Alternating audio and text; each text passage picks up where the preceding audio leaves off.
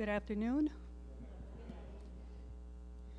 Two announcements before I start on the subject. I asked Keisha to give me 2 more Sabbaths to talk because I will talk next month and then be out of town in December, and I want to share 2 more subjects. So we will continue January and February, okay? And in February, I'm going to give a handout of everything I spoke, and you can have in writing, okay? Second announcement is more like a testimony I want to share. I have said that magnesium is the #1 cause for hypertension, lack of magnesium, okay? There are many other causes.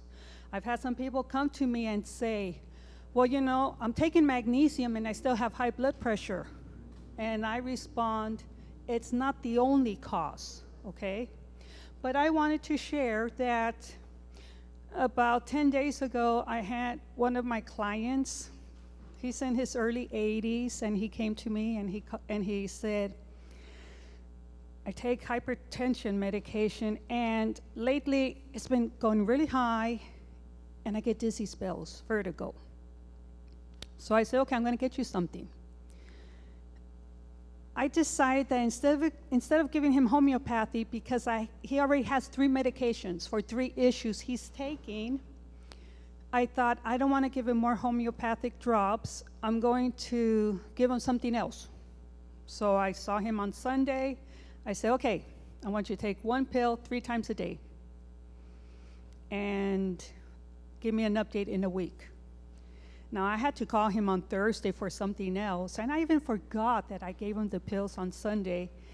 And he said, oh, I got to tell you, since you gave me the pills, no dizziness, and my blood pressure has been perfect. What do you think I gave him? I gave him magnesium. Now, I'm sharing this story in case someone here might be having dizzy spells or the blood pressure is going up, even with prescription medications. I gave him 150 milligrams of magnesium, but 1 pill 3 times a day, okay? Just 150 milligrams of magnesium, 1 pill 3 times a day. And it's helped him. And perhaps it might help someone here who's having something similar to that, okay? So, last comment, observation. I'm going to ask you, I already talked to Joyce, to please, during the week, pray for a young man, 21 years old, named Daniel Valencia. Yesterday, I spoke to his mom, and it turns out this young man has throat and tongue cancer. He's been at UCLA for 3 months, and they gave him so much radiation that part of his tongue fell out. And they told him it's terminal. The mother said, can we take him home? And the doctor said, well, he might die on the way home. So when she contacted me, actually I contacted her first, I said to her, your son is dying in the hospital. He will die. The doctors have said so. All treatment has stopped. So why not make the effort, and let's take him home, and let's do alternative, and let's put this in God's hands. And if you give me permission, I'm going to take it to the church so that we can all pray for him. And she agreed. So I'm asking you to please pray for Daniel Valencia every day, because I know God can do a miracle. And I hope that through this miracle, maybe the family will come to know Jesus. I don't know much of the family since I haven't gone to the home to do a consultation. I just dropped off some juice in the morning and put some nutrition in the juice because he has a G-tube, okay? And he's barely able to drink little sips. So I'm praying that there's the opportunity that he go home so that we can start something, okay? So I'm going to appreciate your prayers for this young man. All right. Topic for today is senior issues, primarily conditions, chronic conditions, illness and disease. Now listen carefully. This to me is shocking. 93% of adults older than 65 have at least one chronic condition, okay? 93%. That means that if 100 people, there's 93 people that have an issue. Now, 79% have at least 2 or more conditions. That to me is pandemic numbers. Would you agree? I forgot the numbers with COVID. But the sad thing is that we have fallen into something, like the word escapes me. It's a norm. It's like nothing's wrong. Everything's okay. And so part of the purpose of these talks was to give awareness of how to improve our health, okay? So I'm gonna run down and mention the 10 most common issues. Number 1, does someone want to take a guess? Exactly. High blood pressure. 2. Pardon? High cholesterol. 3, arthritis. 4, obesity. Now let me make a comment here. Obesity. I apologize. Sometimes I'm thinking in Spanish. My apologies. Obesity. Okay, and you can correct me. The sad reality is this. We do not see too many 400, 500, 600-pound people reach 85 or 90. Not too many, okay? Because it's too much pressure on the heart. That's the sad reality. I heard some of you are going to be doing some fasting to improve your health, and I commend you. And so keep in mind that I was surprised to see that, because we're talking issues affecting 65-year-olds and older.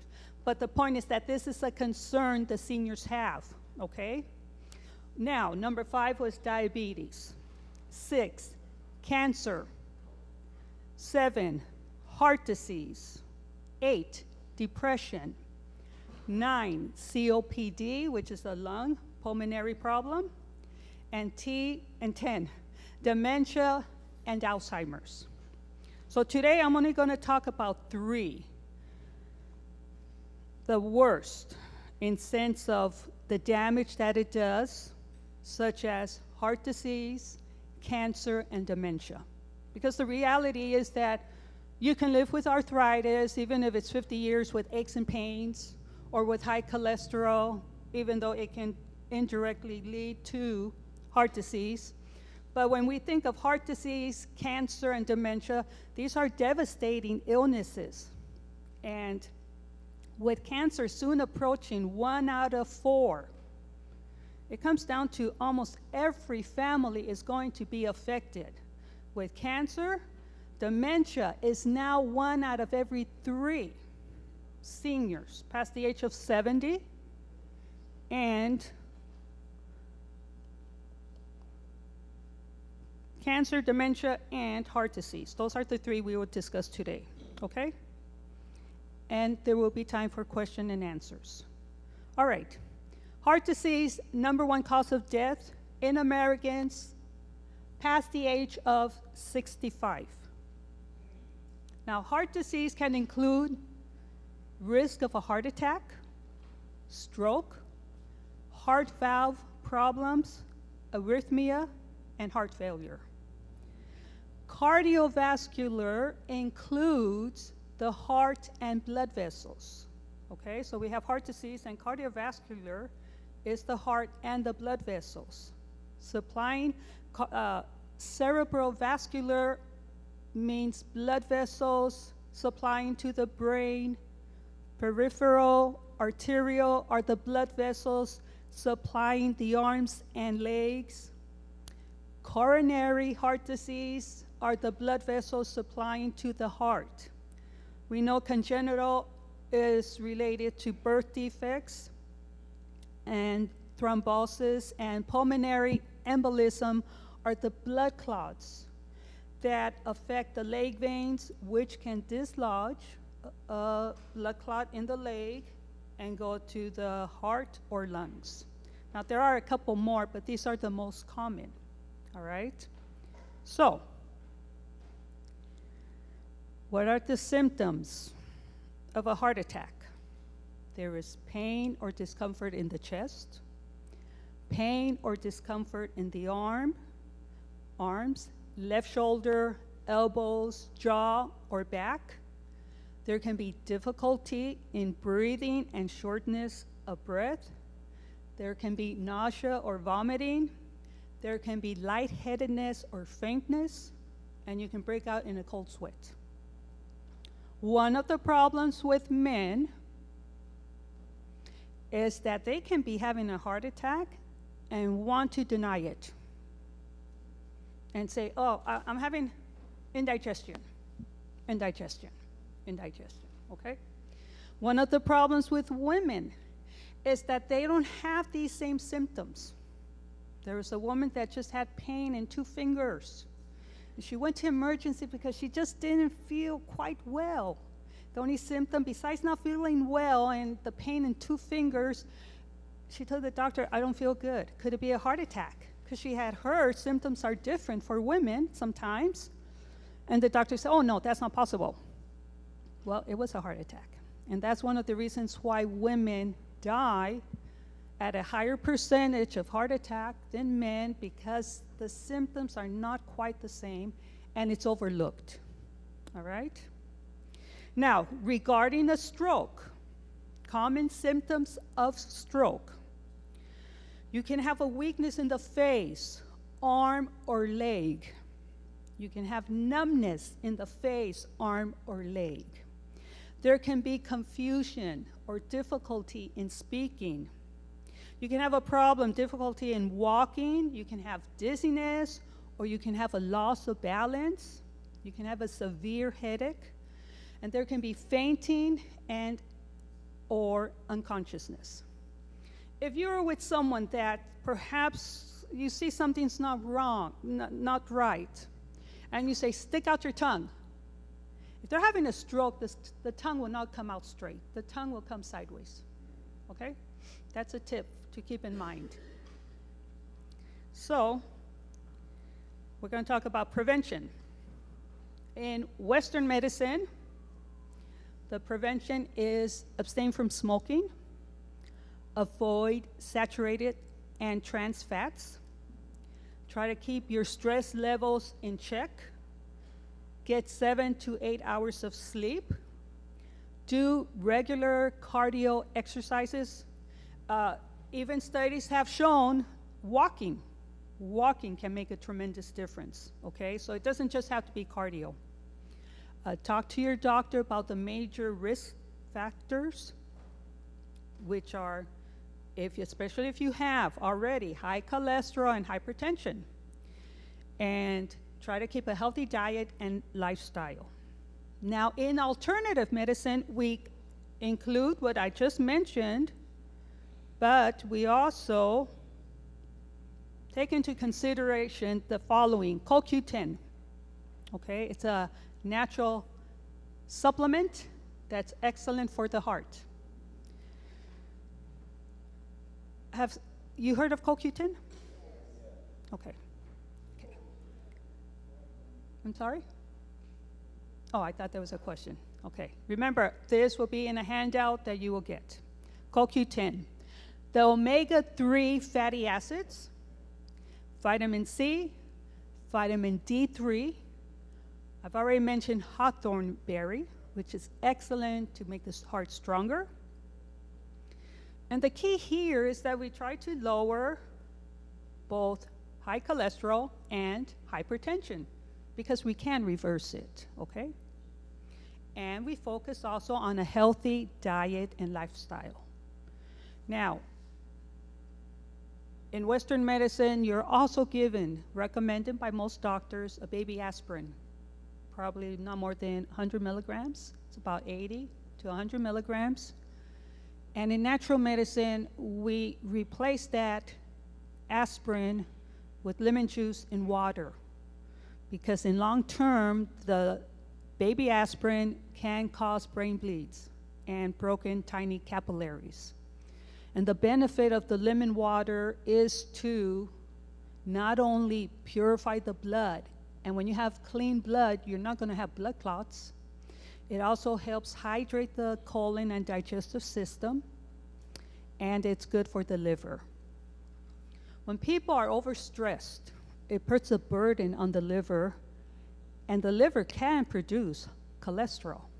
I've met with vegans who have told me, I have high cholesterol and I don't know why. And the first question I will ask is, do you have a lot of stress? Yes. Okay, that doesn't help. Remember, the high stress causes cortisol, and then the cortisol causes inflammation. And the second question is, when they tell me they're vegetarians, I ask, do you eat a lot of processed vegetarian meat? And when they say yes, that also is not the healthiest, okay? So keep that in mind. Very well. Moving along, we're going to go on to cancer. Cancer is the #2 cause of death for seniors. In particular, women should screen for cervical, endometrial, and breast cancers. Men for prostate, lung, and colon cancers. Yes, a woman can get colon cancer. Yes, a woman can get lung cancer. But these are the higher cancers affecting the women and men. And the goal is to stay healthy so that we can avoid cancer, okay? Common symptoms of cancer depends on the cancer and location. But overall, general symptoms are lumps, abnormal bleeding, prolonged cough, changes in bowel habits, problems urinating, unexplained weight loss, and pain. Some cancers don't have signs or symptoms until later stages. So screening is critical for early detection. I'm going to share a testimony. How many of you like testimonies? Okay. I really share it because I think it can help you. I have mentioned in the past iridology, right? And there are some Adventists who have criticized it and said that A.G. White has criticized it and is against it. In fact, I don't remember if I mentioned this when I offered my services to a pastor in Santa Barbara for extreme allergies. It was so bad, he couldn't have flowers at church because he would react and get so sick. So his whole church knew no fresh flowers in church because he would react so bad. So I said, Pastor, and he didn't respond well to the allergy medications. It made him sick. So when I heard that, I said, Pastor, I can offer you homeopathy, and in 6 weeks, we'll get rid of this allergy. Oh, no, I heard Sister White has criticized homeopathy. And I said, well, Pastor, I think you better do some investigation because I wouldn't be doing something that is not fit for Adventist beliefs. So what he did was that he called the E.G. White estate in Washington at the General Conference, and he said, I want all the information that Ellen G. White has on homeopathy. And they gave it to him because, everything's on computer. And it turns out that in the time of Sister White, there was a homeopath, and there was a medical doctor. And the homeopath was helping people to heal. And the medical doctor said, if what you're doing, it can't be from God, it must come from the devil. So it was a doctor criticizing the homeopath that got twisted around as if it had been Sister White saying it. So sometimes we have to be careful that what we hear or what we repeat, okay? Now, why did I say that? I lost my train of thought. Billy, you made me laugh because you're falling asleep. Okay, I apologize. So, okay, let me. Okay, oh, thank you. Okay, so the iridology, Sister White has not criticized it. And if you have a quote, then I'm more than willing to see it, okay? So I have a colleague in Southgate who does the iridology testing. And one day she called me. And she said, look, I checked on my husband, and I see that he has cancer in the lungs. And I said, what do you want to do?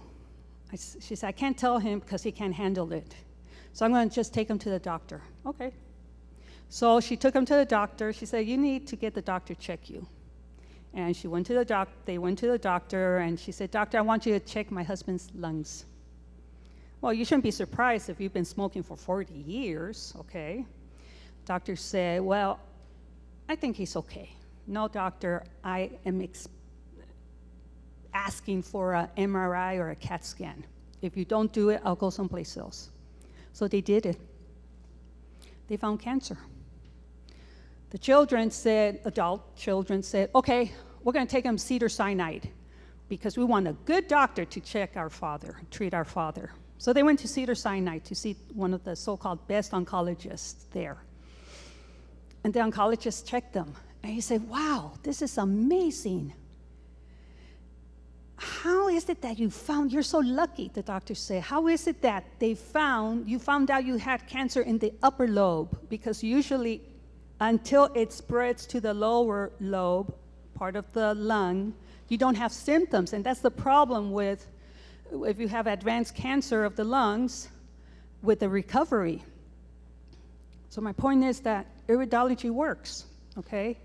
Our body tells us, our bodies can show signs when something's wrong. And in some Chinese medicine testing, they look at the eye, they look at the face, and they look at the tongue, because the body can show.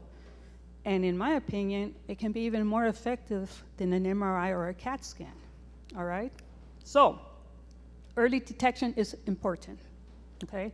If one of you started to have pain or discomfort, I strongly recommend that we get to the point where when you go to the doctor and the doctor says, nothing's wrong, tell them, check me for cancer. I have met of several people that it was over a 6-7 month process from the time they started, and nowadays sometimes you don't see a doctor till 2 months later. A 6-7 month process that you can be checked completely and thoroughly. Someone made a face when I said that, but it's the truth. I know a young 20-year-old who, in January, started walking crooked, and she was falling over at home. So they took her to emergency. The doctor in emergency said she has a neurological problem. She needs to see a neurologist. Well, through her insurance, she had to first go see her general doctor. That was in March, from January to March. And then in March, she had to go see the neurologist. That was in June. And that neurologist said he sees nothing wrong with her, so they're going to send her to another neurologist to be seen at the end of October. So this is a reality of what's happening in our medicine today, as far as how soon can you go see a doctor, okay? Very well then. So,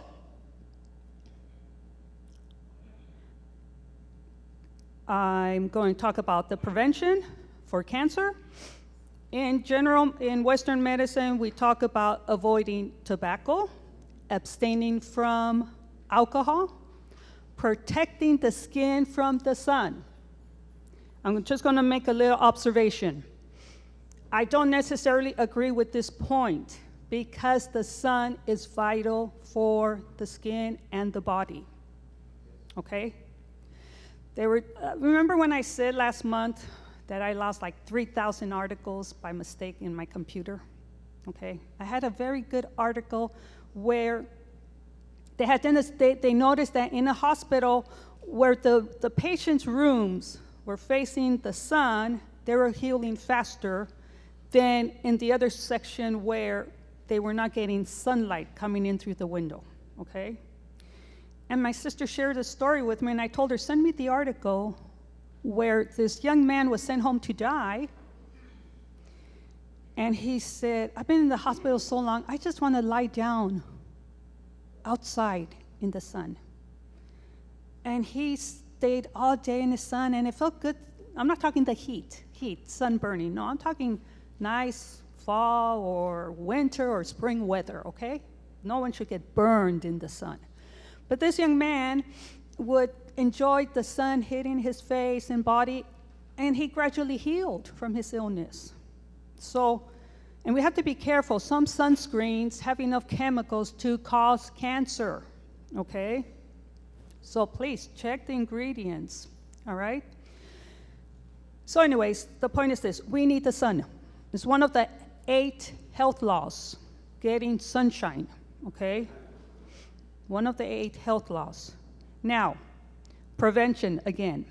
Maintain a healthy weight, get regular screenings, and here's where I'm going to make another observation. Thermography is an imaging test that uses an infrared camera. And that can be used instead of mammogram machines for women checking for breast cancer. The breast cancer, the mammograms, you do get some radiation, and some believe that if a woman at 35 starts getting mammograms, by 55, there can be enough radiation on her body to cause cancer. So something to think about, okay? Now, in alternative medicine, we do all of the above, but there's also fasting. Have you heard how fasting is becoming very popular? And it's very beneficial, okay? There's also nutritional therapy. There's saunas to help detox the body from toxins. And believe it or not, some studies, again, I lost the article, prayer, faith in God. We may not realize it, how blessed we are that every Sabbath we can come and take a day of rest, because it helps us physically, mentally, emotionally, and spiritually. There are so many people, 2 things: they overworked 7 days a week, and number 2, they lack the fellowship that is critical for emotional well-being. We are truly blessed when we come together in fellowship. And you have a double blessing because you have potluck every week. It is truly a blessing. And thank you again for the people who made potluck. It was delicious. I am blessed to be here every month. Thank you. Thank you. So, we move on to Alzheimer's dementia. Alzheimer's disease causes progressive memory loss, confusion, limited cognitive functioning, and problem-solving ability. Dementia, very similar, typically seen in the oldest population, even though now there are people in their 40s with dementia, ranges from mild forgetfulness to stronger confusion, and frontal lobe dementia doesn't really affect the memory. It's more a change in the character and behavior of the individual, okay? I saw on 60 Minutes over a year ago a woman who was married. The husband was in the 40s, 4 children. They lived in the Midwest. The house was kind of set in, but they were on the main highway. She told the husband, "Watch the kids, I gotta go get some groceries." When she came home, the husband was watching TV and the kids were near the highway. She was horrified. "I told you, watch the kids." But he was like someone who, indifferent. And slowly it got so bad that they figured out it was frontal lobe dementia. Got to the point where he couldn't work, and he would take money and go walk to the corner store like a 13-year-old and get soda and chips and candy. And when she stopped giving him money, he would go and steal it. So she had to put him in a home, and it was costing $10,000 a month, okay? And she went to see him, and, "Hi, how are you?" And, "Hi," like, almost like a stranger, okay? That's frontal lobe dementia. Eventually, he will lose his memory, but frontal lobe dementia affects the front part of the brain. Compared to Alzheimer's, they have found aluminum in the back of the brain, okay? In the back of the brain. It's very sad. We're having people in their 30s and 40s with these issues. Now, risk factors include family history, genetics, diet, and lifestyle. I'm adding, this is not something that is discussed that much in Western medicine, metals in the brains, toxins, and pathogens, okay? Western medicine says, okay, the prevention is a healthy diet, cognitive training such as puzzles, word games, reading out loud, exercise daily, review your medications with doctors, lower stress, and increase sleep. With alternatives, I'm going to say something some of you might not want to hear, but don't kill the messenger, okay? One of the greatest problems with dementia or Alzheimer's is when the brain cannot get the healthy oils and fats it needs, besides sugar, it can lead to dementia. One of the problems is the statin drugs that are being given today for high cholesterol, okay? And let me say that years ago, our cholesterol was considered normal, 200 to 250. Now, it's 200, and I don't know if you heard this also, Pastor Kyle, they want to bring it down to 150. You heard that? Okay. So that means that, obviously, the lower the number, that means more people are going to take this medication, okay? Another factor is what happens when a person's taking 4 or 5, 6 prescription medications and the contraindications from each one having side effects, okay? And lastly, I'm going to say the vaccines that contain aluminum as a preservative or mercury as a preservative, okay? Before, vaccines didn't contain these two. They say that you can ask for a vaccine without it. I don't know how true that is. You can? Okay, but I recommend, if you're going to get a vaccine, and quite honestly, if you want the flu vaccine, consider boosting your immune system so that you don't have to get a vaccine that can come with side effects, okay? But the point is this.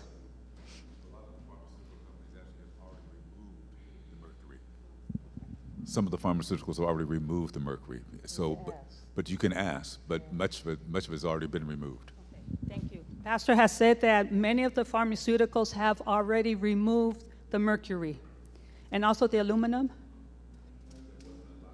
Okay, mostly it was mercury, okay? Now this is another way how you can get metals in the brain, okay? Not just vaccines. Remember the old silver fillings? I don't know if they still do silver fillings. I think in Mexico they still do, okay? But there's also when we use aluminum in the kitchen. Pardon? Oh, yes. The deodorant, but I want to share in general the aluminum because you have to think of your children or your grandchildren, okay? If we use aluminum pots or if we cook with those aluminum trays, it's really convenient when you have a large church gathering, okay? The other is tattoos, okay? Tattoo ink contains mercury.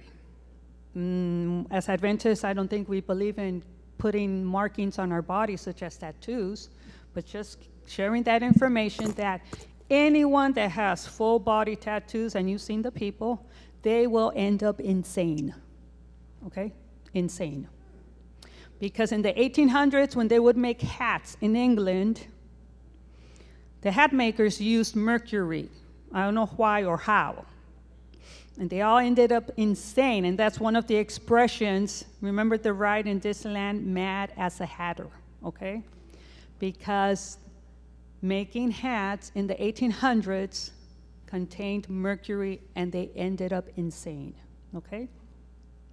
So, what's the alternative? Well, if you lower your cholesterol, you won't have to take high cholesterol medication, okay? And it's not that difficult. You change the diet, you exercise, and that cholesterol can come down very quickly and in an easy manner, all right? One of the alternatives also is have the healthy oils, the omega-3. You know, we hear a lot about salmon, okay? Did you know flaxseed oil is even more nutritious than salmon oil or the omega fish oils? Okay, so that's an alternative that we have. There will be 5 minutes questions, okay? So I'm encouraging you. Coconut oil has received a very bad criticism for increasing the heart. But according to some naturopaths, it's good for the brain. So obviously, it's not something you should use in excessive. The more we can avoid fried foods, the healthier we will be. So, we will now have time for questions and answers. Is there any question? Billy, are you going to help us? Did you wake up? Billy was taking a nap. You were dozing off. It's okay, yes. Billy. We forgive you. Okay, there's a question over here, Billy. Thank you, Billy, for helping. Ma'am. We'll go with Brother Thomas. You mentioned aluminum as one of the problems when it affects the brain. Did I hear you correctly when you said that? I'm sorry, could you? Aluminum, you said aluminum when it... Yes, aluminum is a metal. Let me, I didn't say. The metals that affect the brain that people ingest is aluminum, mercury, lead. Yeah. I didn't mention that, I forgot to say. Lead, the old pipes with the water, okay? And cadmium. Okay, so how Those are the 4 metals. How do you, could you give us some natural products you could use to trap the lead and aluminum? Okay, I have said this in the past. When you take bentonite, liquid, you can detox the metals from the brain. Okay. When you do the saunas, you can perspire the metals out of your brain. Okay? And obviously, you're going to try to have a healthy diet with greens and vegetables and antioxidants to help the immune system to detox itself. The herbs, regardless of an herb that you say, I don't know what the benefits are. All herbs have benefits. They detox the cells, they nourish the cells, and they detox, nourish.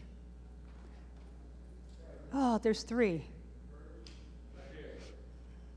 Nourish, detox, and strengthen the cells. Those are the 3 things, the purpose of herbs in the body, okay?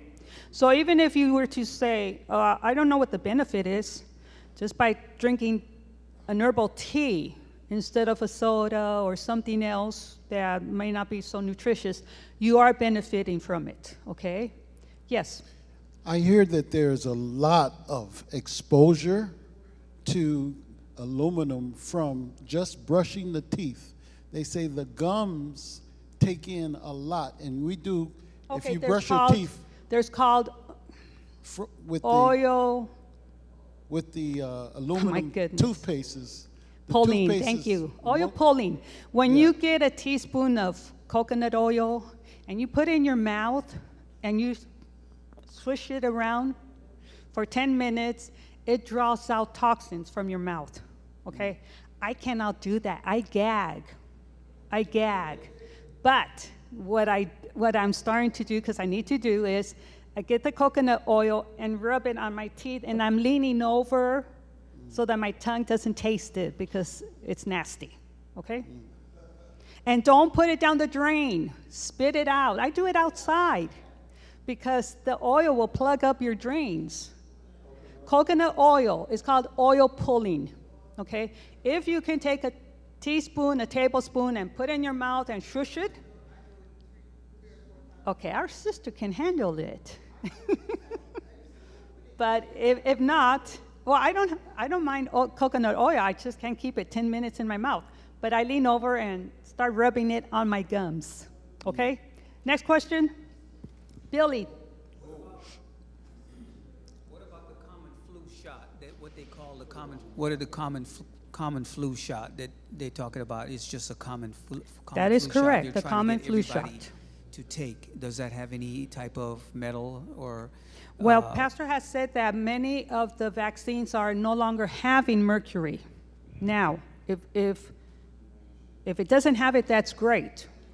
My observation is it still has other toxins in it. Okay. And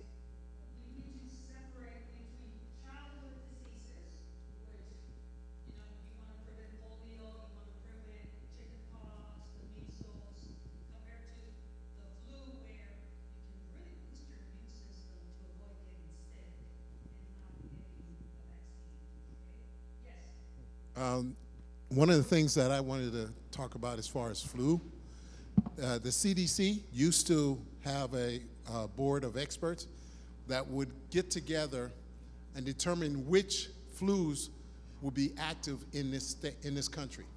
So oftentimes, the flu shot isn't just a common flu shot, it's a flu variant that's been put together to fight the most dominant flus that will come to the United States. that is correct. And the World Health Organization keeps an eye on the flu virus, and based on that, they determine what area, which flu shot they will get, because the flu shot in California may not be the same as in New York, okay? It could be different. And so that's the problem. With so much international, and I mean, you could go to the store tomorrow and come across someone who came from Mexico, India, China, Africa.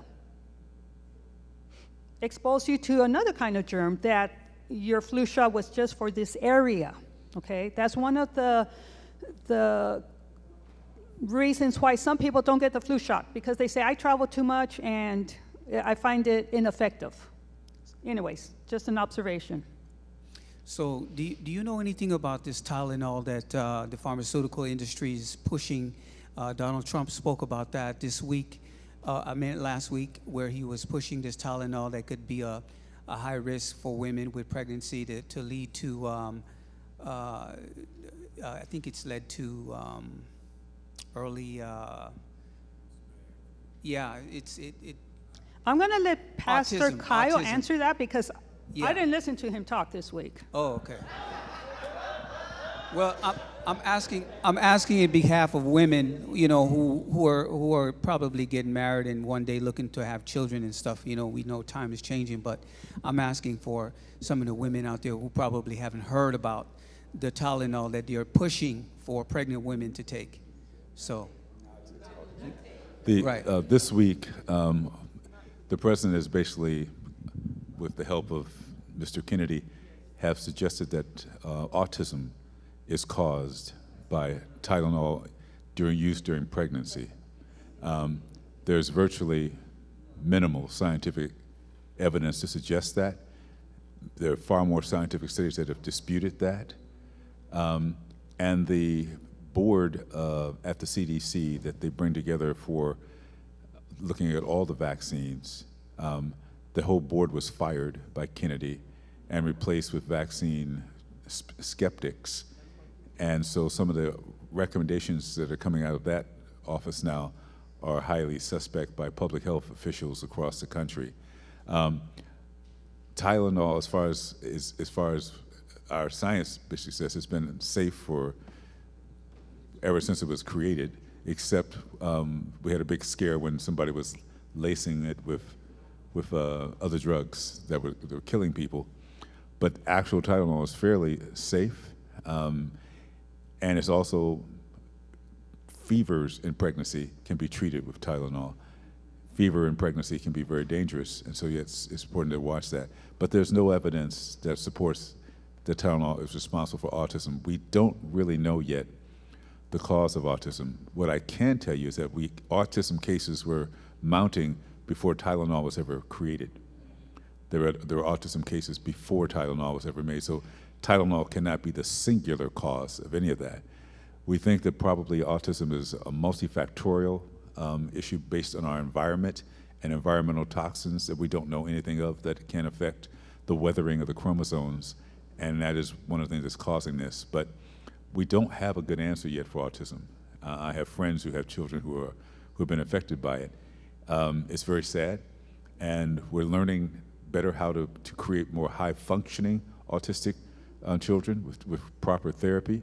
And we're screening for it now better, and because our screening is better for it, we're discovering more cases. It's what we call a discovery bias, that the more you look, the more you find. So does that mean there's always more that is on a increase? Perhaps. We think it's probably partly due to our ability to test for it and screen for it. Thank you. Okay, that I did hear, but not through him. I heard the criticism. Okay. All right, any other question?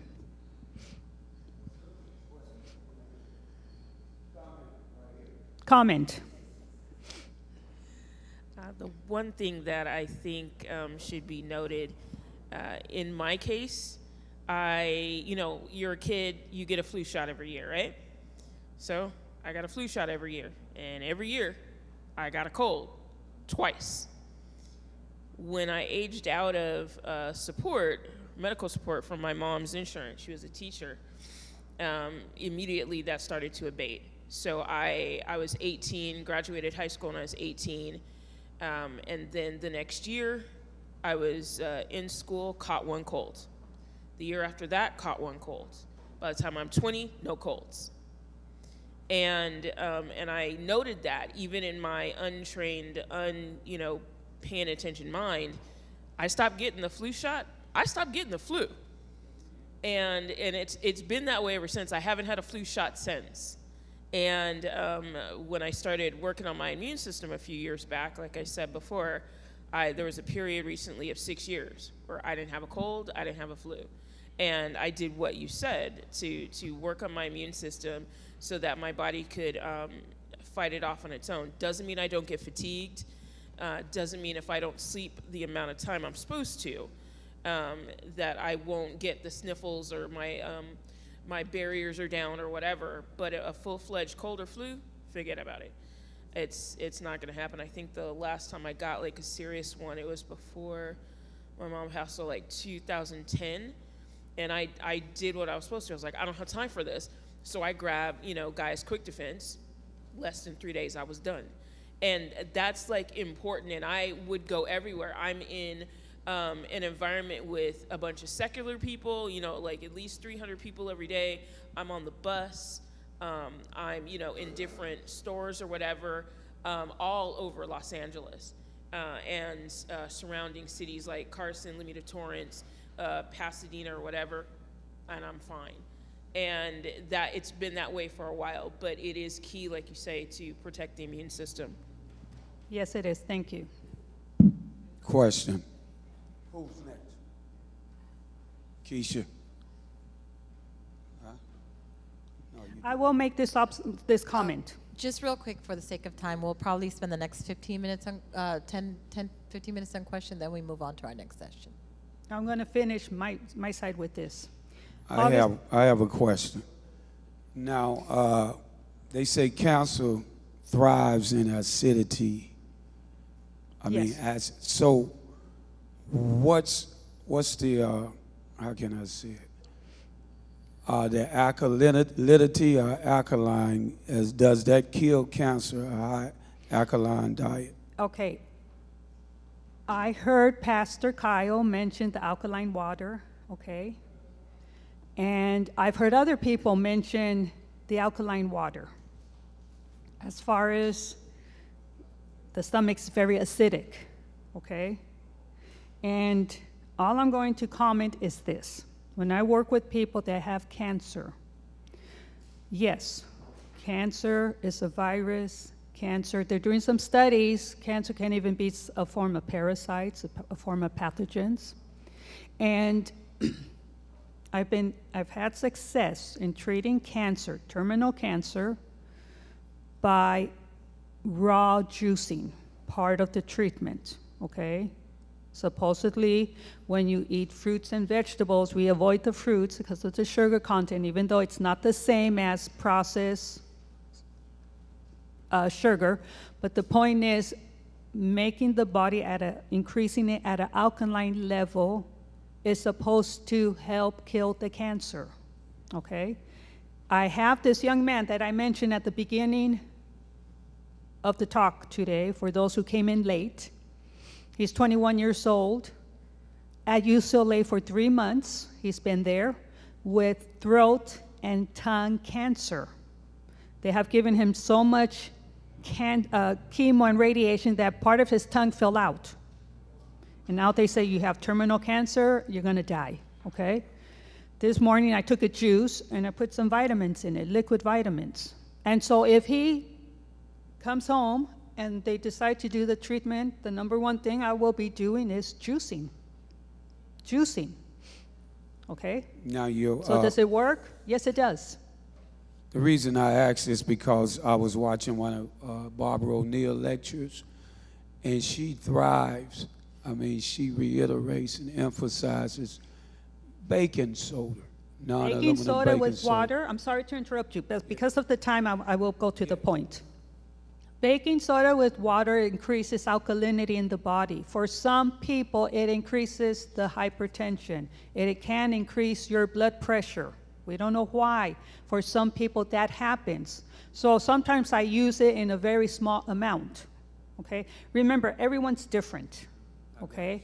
What works for you might not work for someone else. Last question, is there?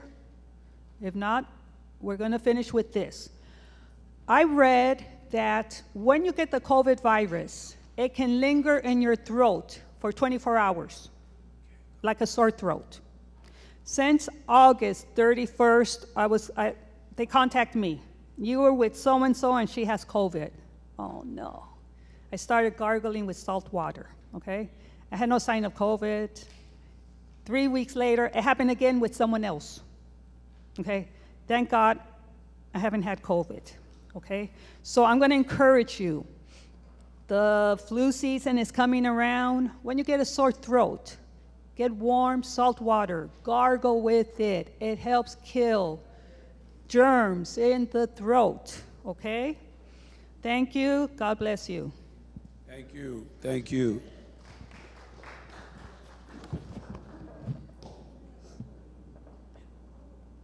All right, we're gonna do a little bit of a setup as we transition. So if you have something to say, we're gonna set up Yes, come on, as you talk. let's get set up. Just a couple of things I wanted to add to that presentation. It's hard to keep an alkaline system with good kidneys. Does anybody know what normal body pH is, blood pH? pH is the level of acidity versus alkalinity. That's what normal alkalinity is, or acidity, whichever way you want to look at it. If your kidneys function properly, it's going to keep your blood in that range. That's what the kidneys are supposed to do, is keep your blood in that range. You can, however, temporarily, as a treatment, as Ali talked about, make your system more alkaline until your kidneys can catch up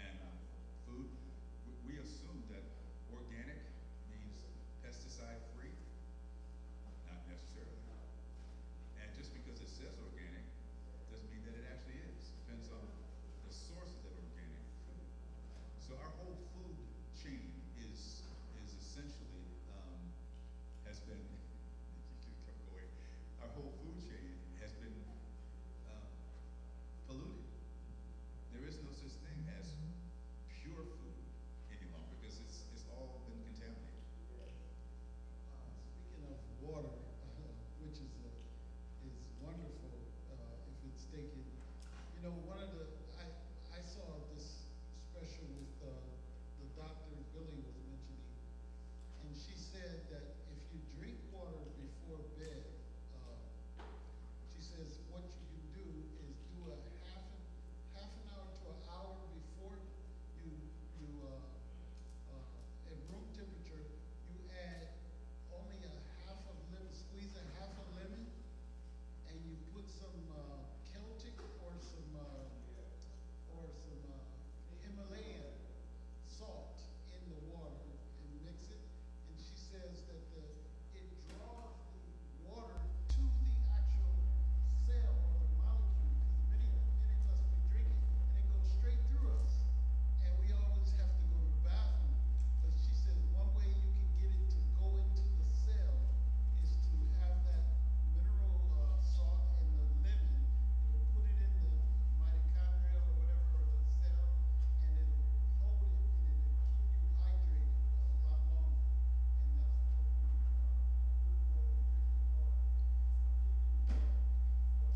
Yes, so the rationale behind that is that there's what we call osmolarity in the bloodstream in our fluids. So if you add a little more, when you add salt and lemon, you increase the osmolarity of the water that you're drinking so that it absorbs differently and more effectively in the colon in a small bowel than it does if you don't have it. Otherwise, it just runs right through you. But you'll catch, but what you do absorb is immediately caught in the bladder after it goes through the kidneys, right? And so, you know, I try not to drink late at night because I'll be peeing all night. Yeah, my kidneys still work. One quick question to add to what you said about the pollution in the air. Have we ever just really looked and thought about the city in which we live in? I mean, it's so much. That's why the council speak on country, because look at all the toxics from the different automobiles and all the oil refineries and all these different things. That the toxic that they give off and that we're breathing. Case in point, the Chevron just blew up. I don't know if anybody heard about all that toxic that was expelled in the air. And also, the automobiles, the asbestos that we receive from the brake pads. We have our windows rolled down on the freeways, the roads and residential streets and stuff. So we just, it's like a catch-22 for us. That's what it comes. one last thing. I used to work in dialysis, and I did it for like 18 years. And we have to use absolutely the purest water. It can't have any hardened materials in it because this has to go straight to the bloodstream. So what this water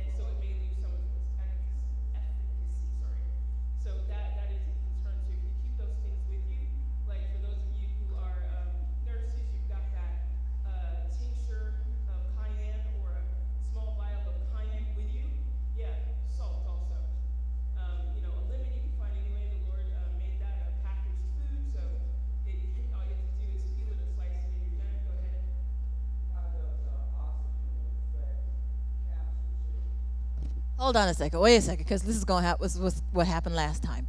So we have order today. Today's demonstration. We'll get to conversations and questions towards the end, but we do want to get through the demo so that we don't run out of what we're talking about. So today, Sister Cecilia is going to walk us back through the teas that we talked about last time. She's going to talk about the honey fermentation, and are we talking about turmeric too? Okay, and we're going to talk about the powders. So, where do we start today? We're going to start with tea review. So what you see me doing is I'm trying to prep some tea. And for those of you that are paying attention, when I said the rule of thumb was to do 1 tablespoon of whatever mixture to whatever amount of water that you're using. Usually 16.9 or 2 cups. Half a liter. That's what we're going to do here and let that steep. You're going to see it change colors. There will be a quiz. So for those of you that think I'm kidding, I'm sorry. We're putting it together. We got a stapler coming too. So you're going to bring us a stapler.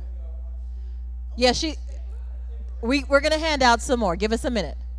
He's going to bring a stapler. Okay, Folgers. Blue Mountain. She needs a mic. Brother. Hold on 1 second before we do. We're not gonna do questions just yet. No, not yet. We're not gonna do questions just yet. Oh, she. Yeah, I'm steeping from this morning's quick snack. I've got ginger, turmeric, and just for the heck of it, I went and got another supply of rosemary so you can see the difference. And that's what I'm trying to steep now. Yeah. So for those who missed the last demonstration, we're reviewing some of that. We were talking about the teas that were beneficial for health. So milk thistle, rosemary, and corn silk.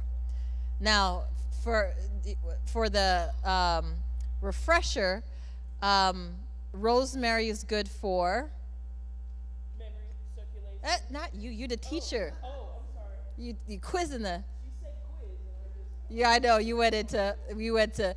Rosemary is good for circulation, focus, memory. Yes. What else? Now you can talk as a teacher. Oh, okay. No, that's good for right now. What you said is good for right now. All right. Milk thistle is great for your kidneys, the liver. Oh, liver, because that's the detoxifying. And circulation. Milk thistle? Milk thistle. Yes, if you pair it with ginger or rosemary. Paired with ginger or rosemary is good for circulation. Yes, Brother Billy? Do you need more?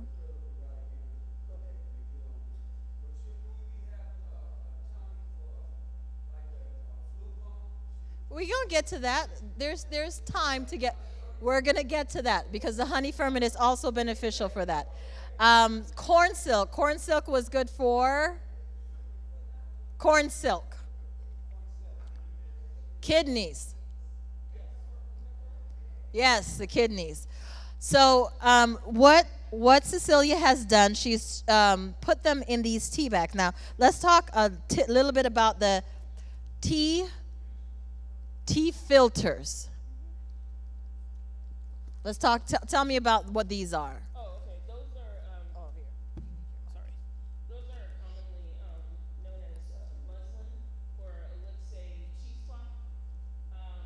For those of you who like to get really tactile with your paper towels, like the ones I have here, these are Viva, so they're cloth-like, which means that number one, you can reuse them. 2, they can act as a filter. Your second choice is cheesecloth. Your third is an actual bag, like a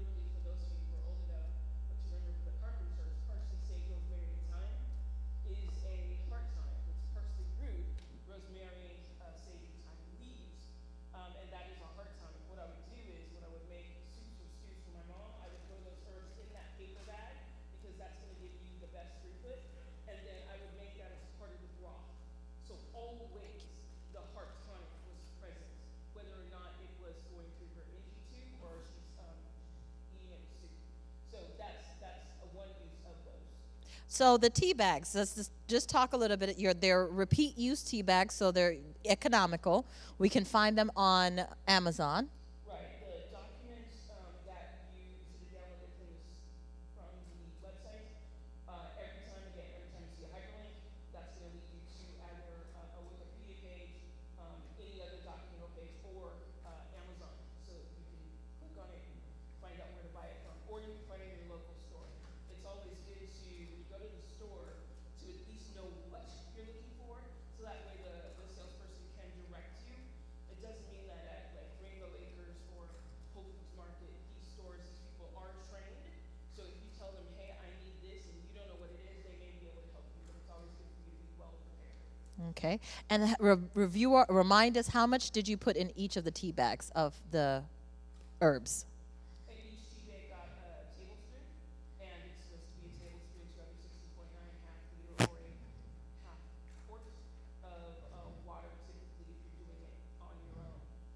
The idea here is I wanted to show the color change for each of them so that you would know what it looks like before you have to. That's it. I've got 2 tablespoons in each pitcher, and I've got some cups here. We'll wait for it to cool before we actually take samples. But that's what's going on here. Can they mix it with sugar? If you're taking it medicinally, your sugar should not be widely processed. I would rather go with lemon or lime for the citrus and the vitamin C. Any honey you can do. Manuka honey, if you wanted to. You can do raw uncloser. You can do clover. Please don't get something like, what is it, sugar beet? That's actually just sugar. It's like caramel, and I did not know this. I thought caramel was like chocolate, a separate thing. No, it's just sugar. So, Burnt sugar. yeah, and my feelings were hurt. Hey, if you use it for dessert, it's actually really good. Well, yeah, but I mean, Not for medicine, yes, apparently. so yeah, I'm sorry, ma'am? You can. You can use it to sweeten, but remember the sugar content shouldn't overwhelm the taste of the tea. You want it to be tolerable, not soda. So, rule of thumb, drink it without sugar if you can tolerate it, but if you need it, just a little bit of sugar in it. Right. Ginger and turmeric are really bad tasting, as is golden seal. I mean, it tastes horrible. Oh, go ahead. Turmeric, rosemary, ginger. So, and turmeric, which I have here, I did bring some. Hold on one second.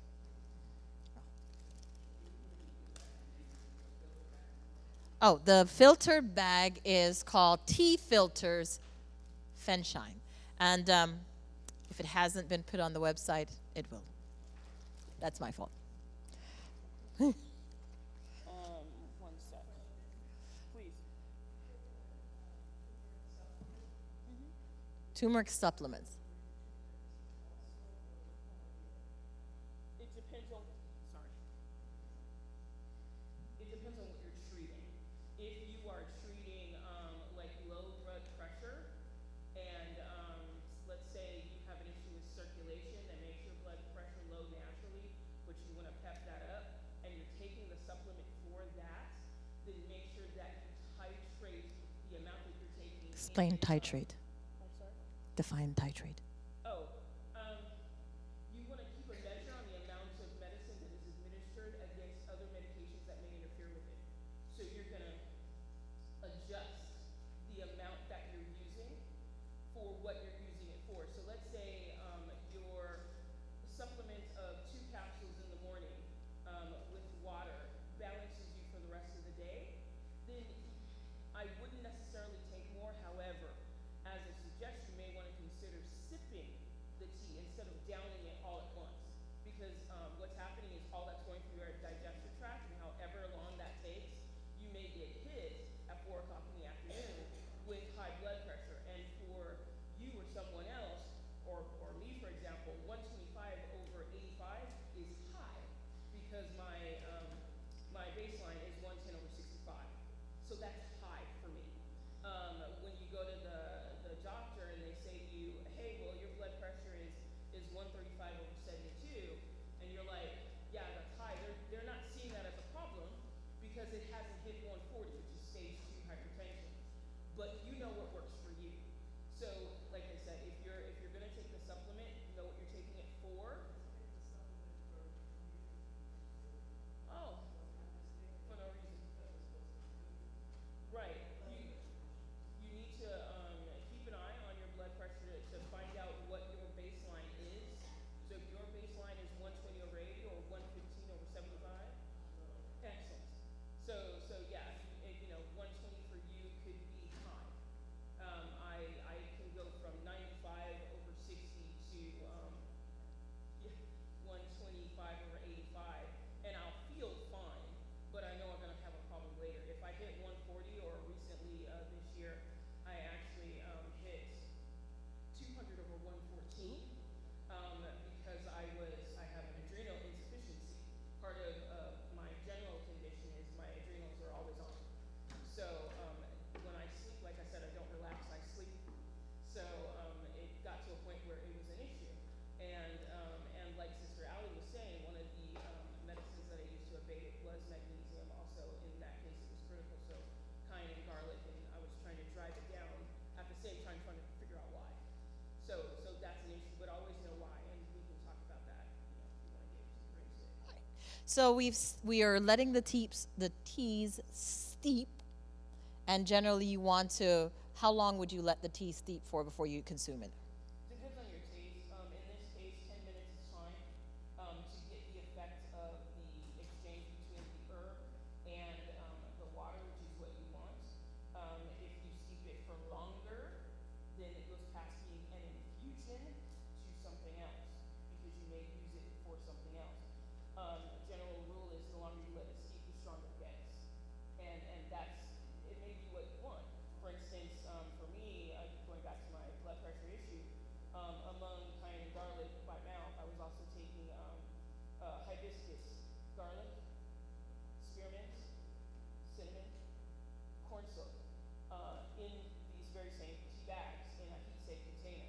And I would throw that in there in the morning and then let it steep in the heat safe for, like, I don't know, an hour or two. And it remains hot for 12 hours. So I would sip that throughout the day in order to get what I wanted. But at the same time, what I was not doing was taking cayenne and garlic or turmeric and magnesium or anything else while I was sipping that tea, because it was so dense. I mean, it's so dense so that my containers of 64 ounces, I could empty that water, which is approximately 3 half liters, and then put another 3 half liters back in and still get the same potency. That's how many herbs I had and how dense they were. And I wasn't doing 1 tablespoon. I was doing 1/4 of a cup, because the problem was that severe. And so much so that the doctor ended up calling me like Thursday after the Saturday night, that he's like, you're in stroke territory. Are you okay? And by that time, it's 4 days later, and I've gotten down to 125 over 85 and 120 over 82. And I am very anal retentive, so I will take both risks just to figure out how fast it's coming out of here and ending up over here. It's just what I do. Oh, before we get into what about the other things, we're going to finish this and then we're going to take questions so we don't get too distracted from off the topic, as you can. All right, so teas are steeping. What's next? Somebody was asking about the roots. So I know you've seen this before. I do not mean to insult you, but just for demonstration purposes. The bland one is ginger. The dark one is turmeric. These are roots. Well, let me rephrase. These are rhizomes, considered root vegetables because they grow beneath the surface. They aren't strictly roots, but they're close enough to where we call them root vegetables or root foods. And in the document that you got first, the one printed in color, that's for the root foods. I briefly go through that. I will give you a white paper when next we meet for ginger and turmeric, because as Brother Bill was talking about, the next thing in immune system builders is the flu bomb, which for me is really simple. You can do it 3 different ways, but I do turmeric and ginger, salt and pepper, and lemon and honey.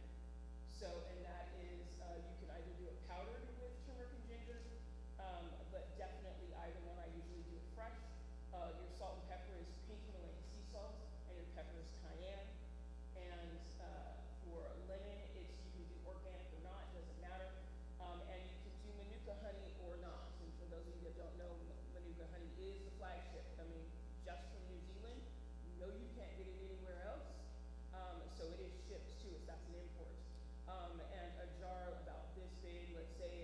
a cup. Yeah, that's $40. And which is why I don't really use it unless, yes, sir. This is true.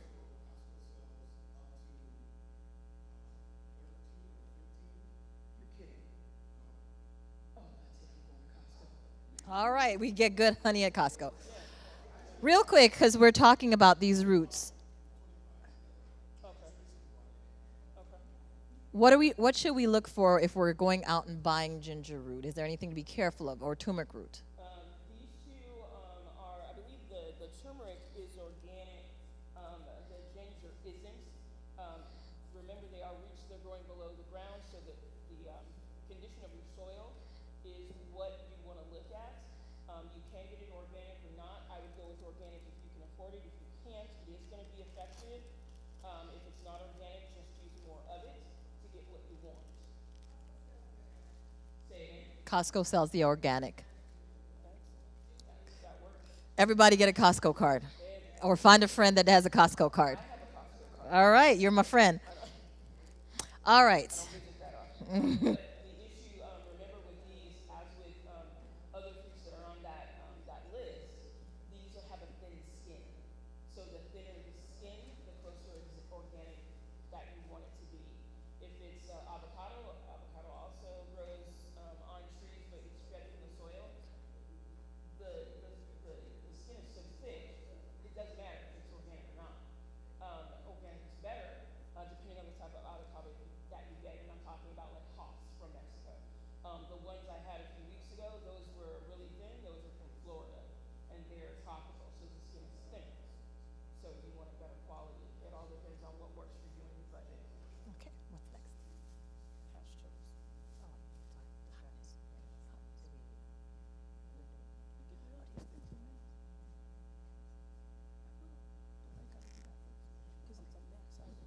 Okay. All right. So, do we want to serve the tea? Yes. Okay.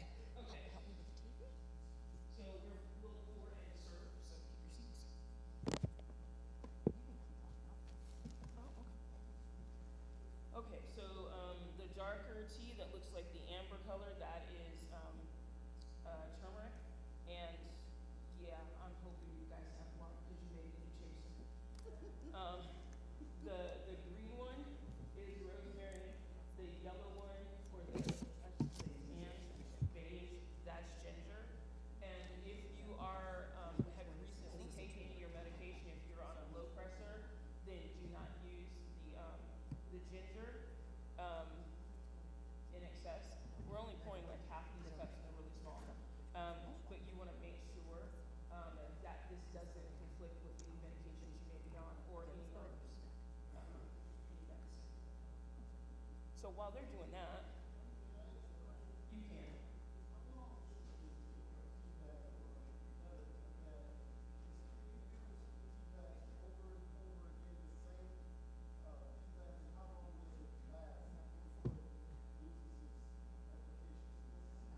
What I would do is like 3 days. In my example of what I was taking in the morning, those I would throw away because one day's use and I'm finished because they're constantly being used all day, 12 hours. But if you're dipping it and then you're done, okay, put it in a Ziploc bag and stick it in the fridge, and then try it the next day. It still tastes just as pungent. You're good. I wouldn't go beyond 3 days though.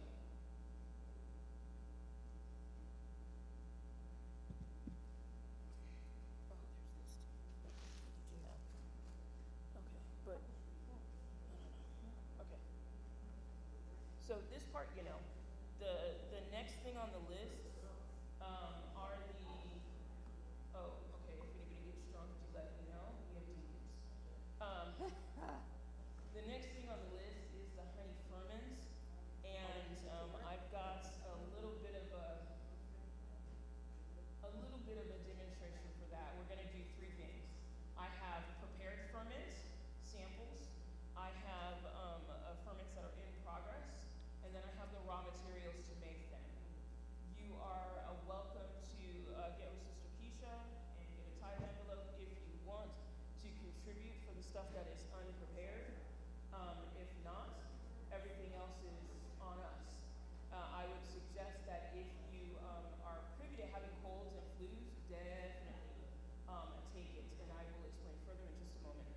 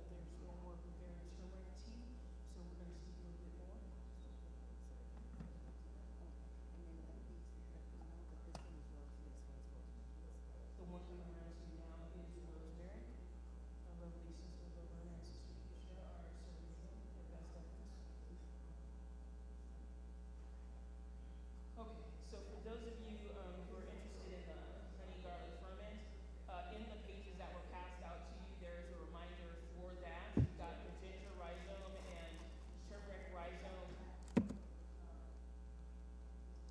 A Rude Foods handout from this morning that you should have gotten. I'm sorry, I needed to print, so you've got that now.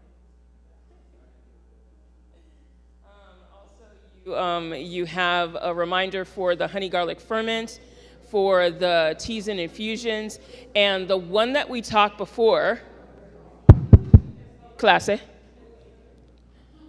the one that we talked about before about having, you had asked where to get the herbs. So Bulk Herbs Basics answers that question for you. There are about, at least 15 sources that I used way back in the day. But the issue is you have to make sure you understand what you're asking for, and that's why I took the time to explain the difference between whole, cut, and sifted, and powdered.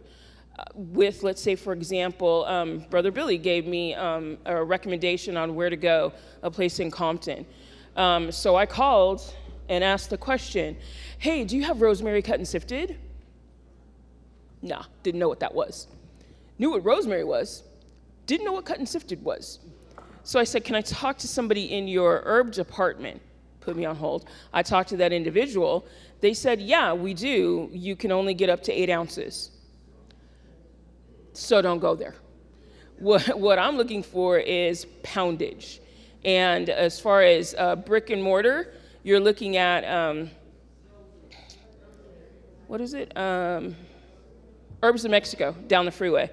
You can go to Sprouts, you can go to Health Food City, and Sprouts and Health Food City should have a nice collection, but they're considered spices at Sprouts, and Health Food City, they are in the back of the store, but they're loose, meaning that you need to actually walk up to the glass jar, take out how many you want, and then put it back. And that's pretty much it for them. But if you want more sealed, then you're going to go for the click and mortar or online only vendors like Monterey Bay or Mountain Rose, one of those. No corn syrup. That's ginger. Oh, I thought you had corn syrup. Oh, no. I'm killing people. But I mean, I can make it. I do have it. No, that's fine. Okay. I'm sorry. Yes, ma'am.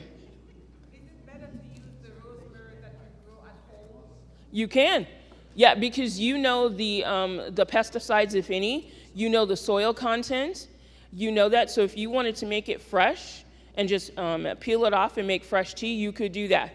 You don't have to buy it dried. The advantage in buying it is that it is already cultivated, cut, sifted, dried for you. So you don't have to do that yourself. But if you have a rosemary bush, and this church does, because Sister Isabel planted it 3 years ago, in the back, so you can get that. Yeah, I need more water.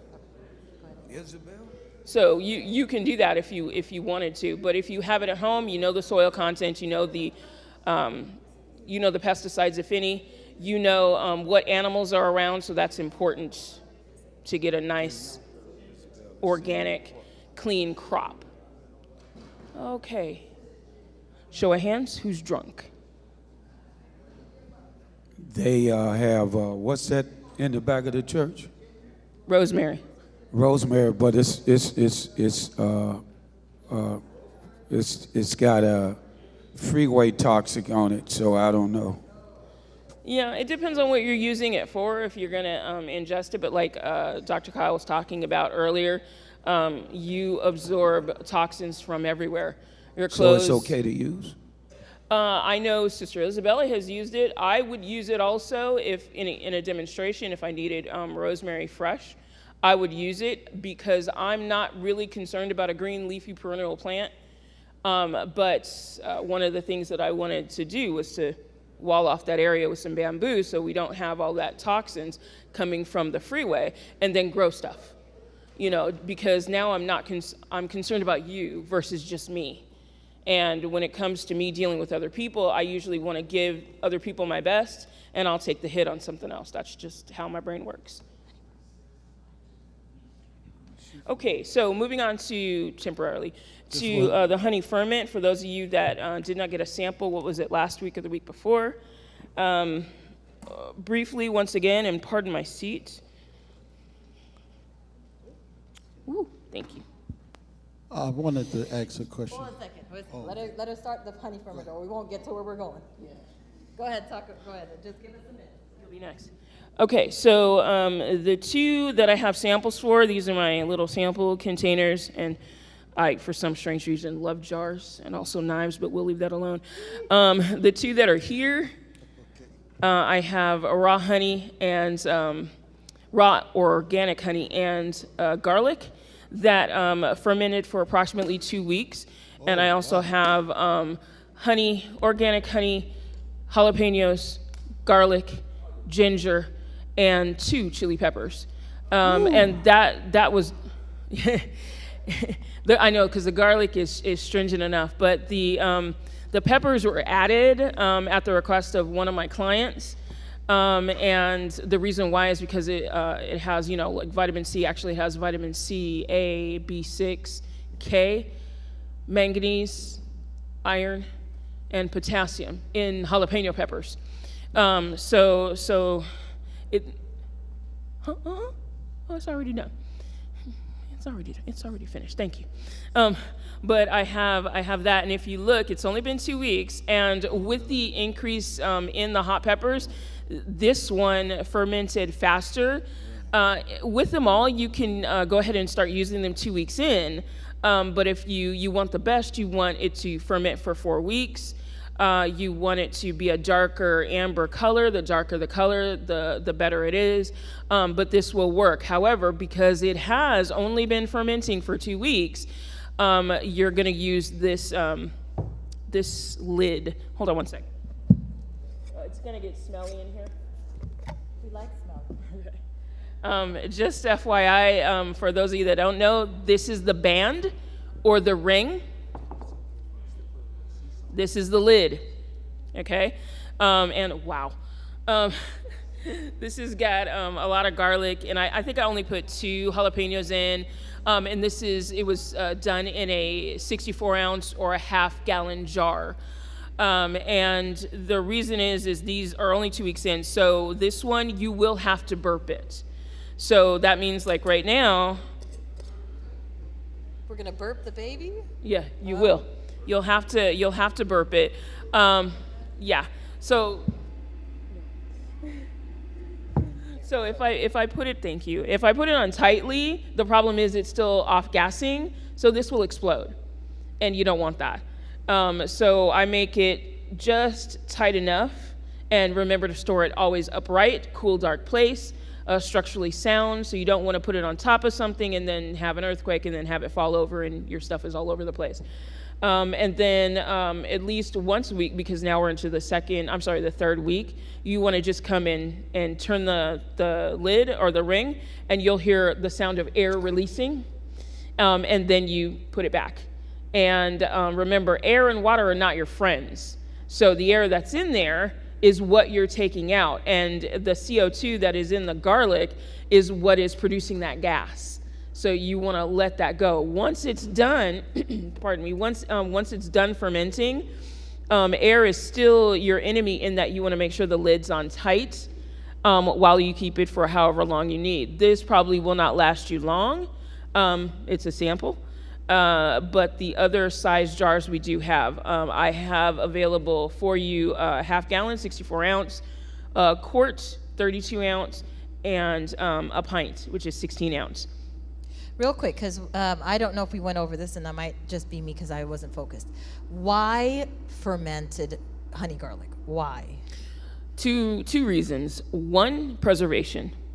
You want the effects of the exchange of the allicin with the honey, the allicin and the garlic, with the bacteria, good bacteria that's in the honey. That creates a mixture that is good for your immune system. Yes, you can do it fresh. You can chop up, I did bring my knives and my cutting boards.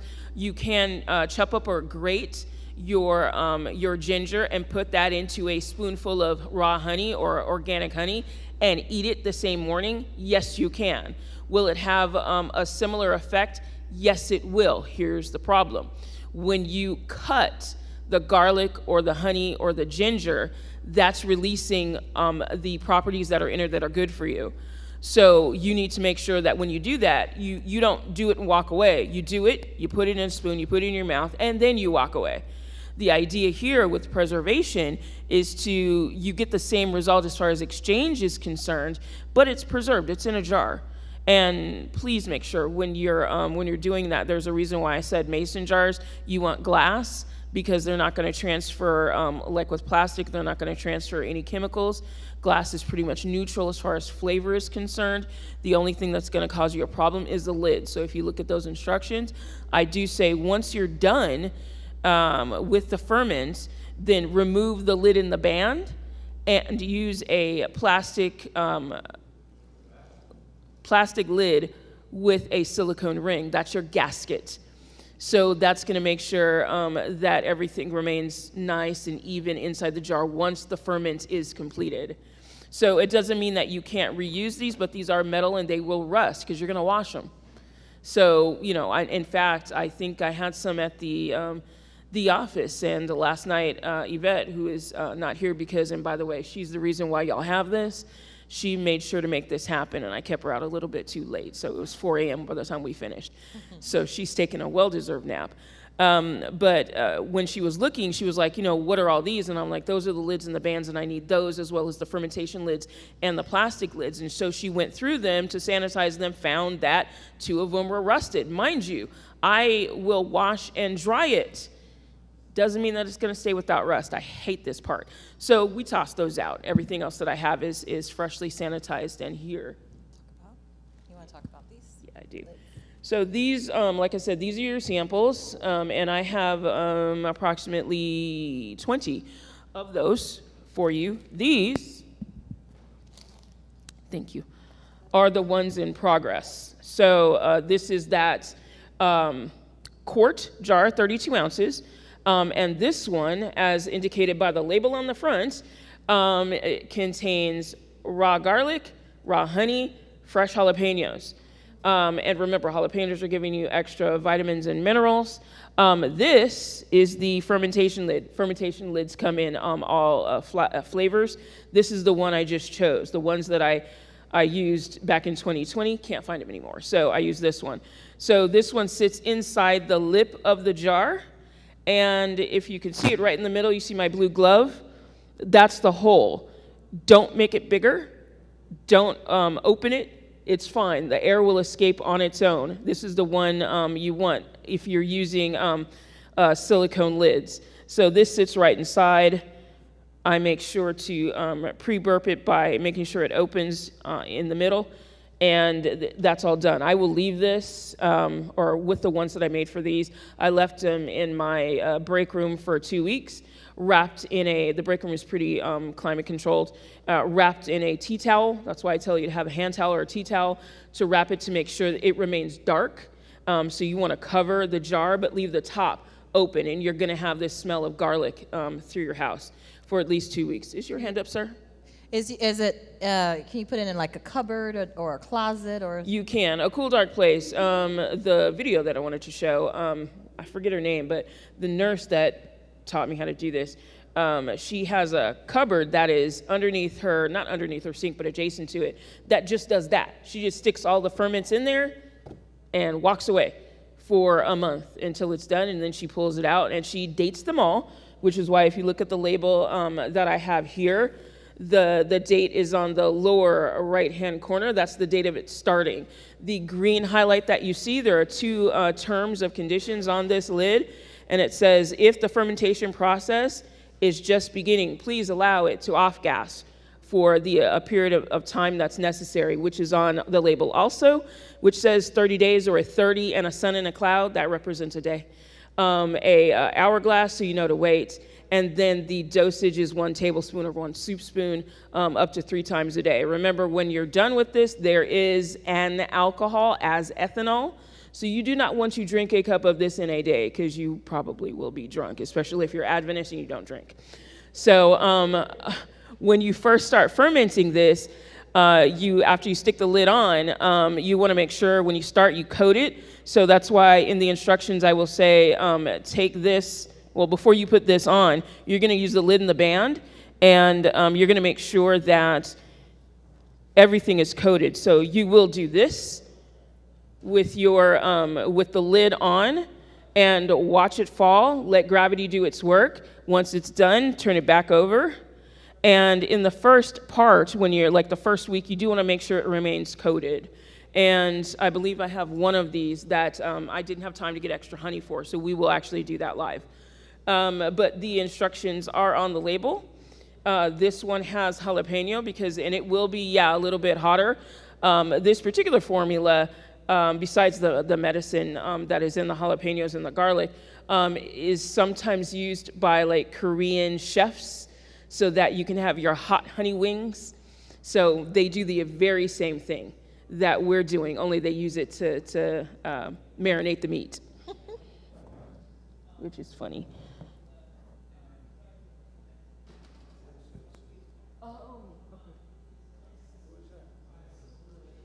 Okay. So what we want to do here, and at the end I will line everything up here. So thank you for pardoning my mess.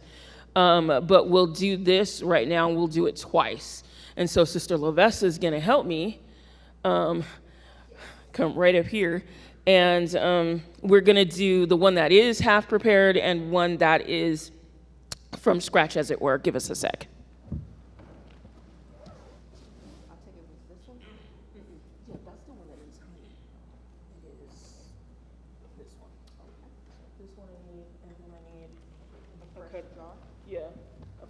Cutting board, my knives.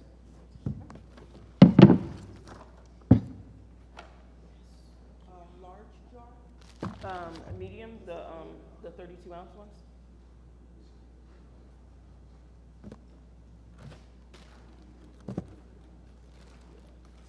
Okay.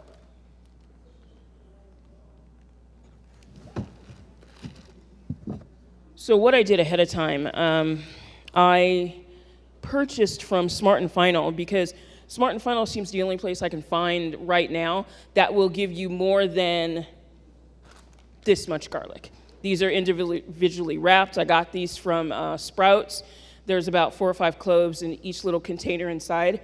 Yeah, that's not enough for what I need to do. It may work for you, which is fine. What I did, here we go. And I hear you. My issue is this. Costco has a time limit. Oh, thank you. Costco has a time limit, meaning they close at 8. Sprouts close at 10, as does Smart & Final. And I hate the fact that, I'm sorry? Yeah, and to me, that's too early. That's a decent hour. I mean, their employees are getting paid, being well treated, and get to go home on time. I can't handle that. I need to be able to do stuff in the middle of the night, so I hate that Walmart is no longer a 24-hour store.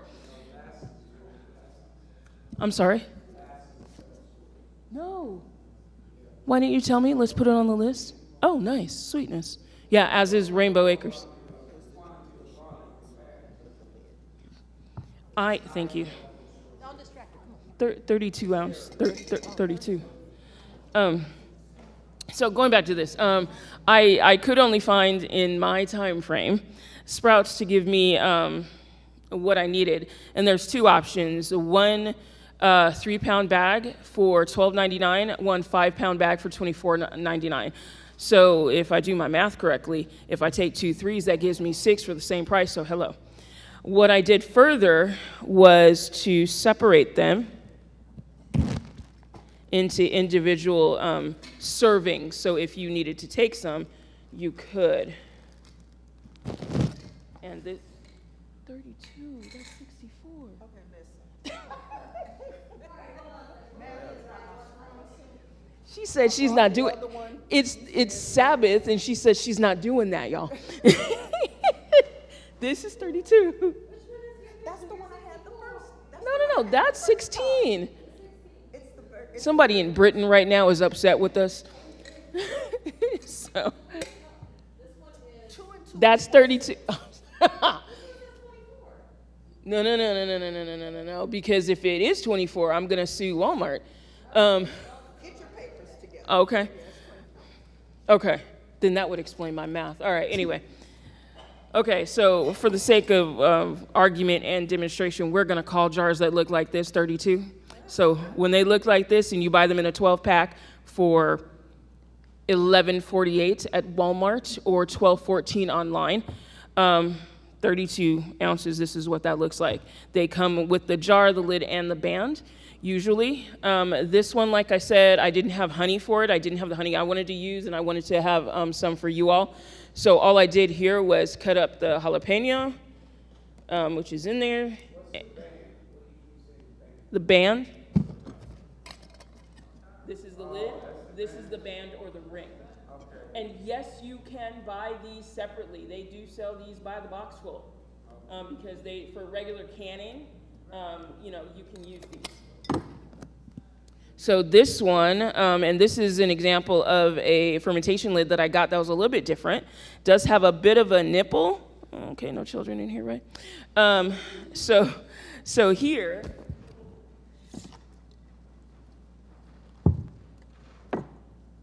you get to see what one looks like that. Yes, it does fit inside the lip of the jar, but it is designed to be held in place by the band. So that's the difference. This one I can't do that with. There's too much data in the place. I'm sorry, material in its bay. I'm sorry. These? The fermentation lids, again, on that document, when you download it from the website, fermentation lid is a hyperlink, and it will take you right to Amazon. And then you already know your subject matter. So if you don't like the ones that I picked that you came up with, you can ask the search bar to do whatever you want it to do, and it'll give you different types, which is what I did here. So this one has a little tiny hole. Let me see. Yeah, so if you see my blue glove, that's where the hole is, and this is basically a handle. That's all it is to lift it in and out of the jar. And for those that, thank you. For those that also looked at that document, this is the honey that is the most popular. Yes, you can find Topanga County or Topanga Country raw unfiltered honey at Whole Foods, 2 pounds, $16.99. This is 32 ounces or 2 pounds at Amazon for when I first started. Okay. He said Costco. Okay. A place I don't go, so apparently I'm going, not today, because they close it in 40 minutes. Okay. This one is Nate's Raw Unfiltered for starting at $8.81. By the time I got to finish it, they were $10.13. But still, if you walk into Sprouts and you want this one, it's $22.99. Feel me. I'm not trying to spend the church's money on stuff they don't need. So this one, raw unfiltered honey, this is really good, and it's readily available. It's already honey, so if you bought 5 and stuck them in that same cabinet, for the next time you need to do your ferment, okay. And what I tend to do is I will buy stuff, I'll walk by, I have extra cash, by God's grace, and I will pick up something and then use it. So a number of things that you see here are things that I purchased a while ago. The fermentation lids, the jars where you all got samples, those things I purchased a long time ago just because they were there, they were cheap, they were on sale, I had cash. And you may want to consider that depending on the size of your household. If it's just you, okay, maybe not. So this one, like I said, has the jalapeno and garlic in it. The green highlight will tell you that this one is not started yet. I'm saying the date on it I put was today's because I did all of these that you see in the quart jars this morning, around 6 o'clock, so that you could have what you needed. And so we're just gonna, and it's really that simple. Cut it up, cut up the jalapeno or the ginger, yeah. Or the jalapeno strong. yes, it is. I only cut up, I got the jalapenos that I have, and these are from Sprouts. These are huge. And so I used one of these. Can I say something about that? Okay. Now, the councils say about certain condiments, I know specifically black pepper, which they use to absorb Turmeric. Hold Turmeric, on. yeah. Before you keep going, are we talking about turmeric? Yeah, okay. Jalapeno. Jalapeno. Jalapeno.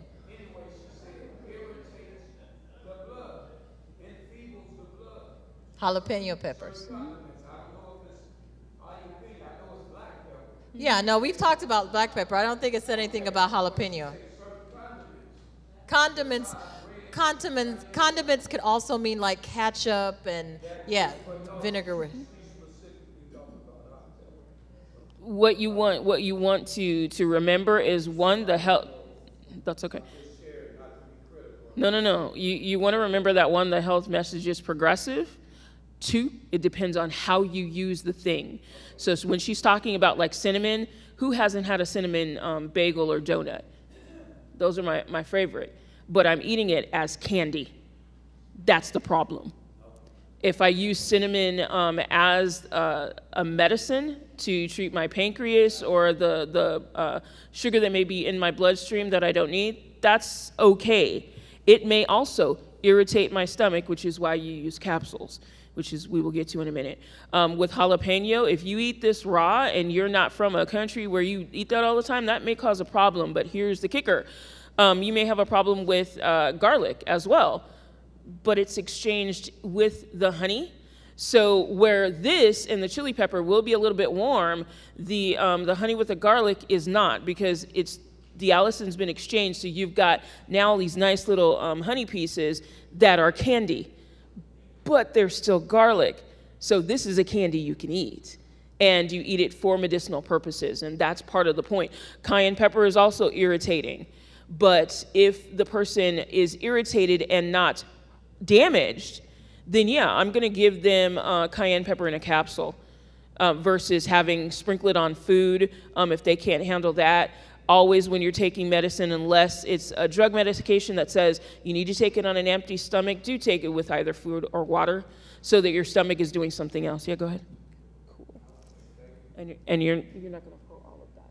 So yeah, just when it gets here, just stop. Okay. So yeah, here's my jalapeno, and it's huge. So I made a couple of 2 jars have jalapenos in them. And I used just one for it. I used probably about 2 or 3. Hold. Keisha, careful. paper towel. Listen, Yeah, I'm a professional. she is.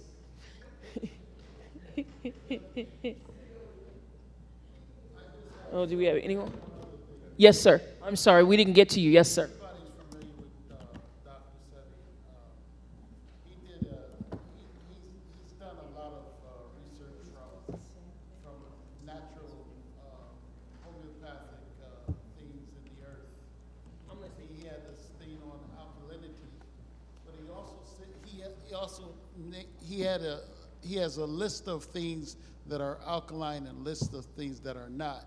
And he says if it's not on there, it's not alkaline. But one of the things he did say about garlic, now I love garlic. I mean, I love garlic on almost everything. I've loved it from the beginning, since I smelt it, tasted, and everything else. But it said that garlic, it's not a natural plant or whatever. And he says that if you eat garlic, it actually destroys the cells. It eats the actual cell. So I was like, wow, because I love garlic. Now, it didn't stop me as long as I don't eat too much. It's just that it's something that, like Billy said, is good to know, you know? Yeah, it eats the actual cell. Dr. Sebi. And he was one who actually went to his case went to the Supreme Court, and he healed people with AIDS. Yeah.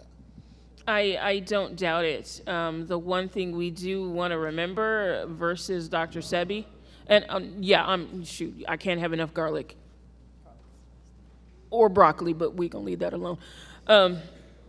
One thing you want to realize that our advantage, thank you, sister, our advantage over most folk is the spirit of prophecy.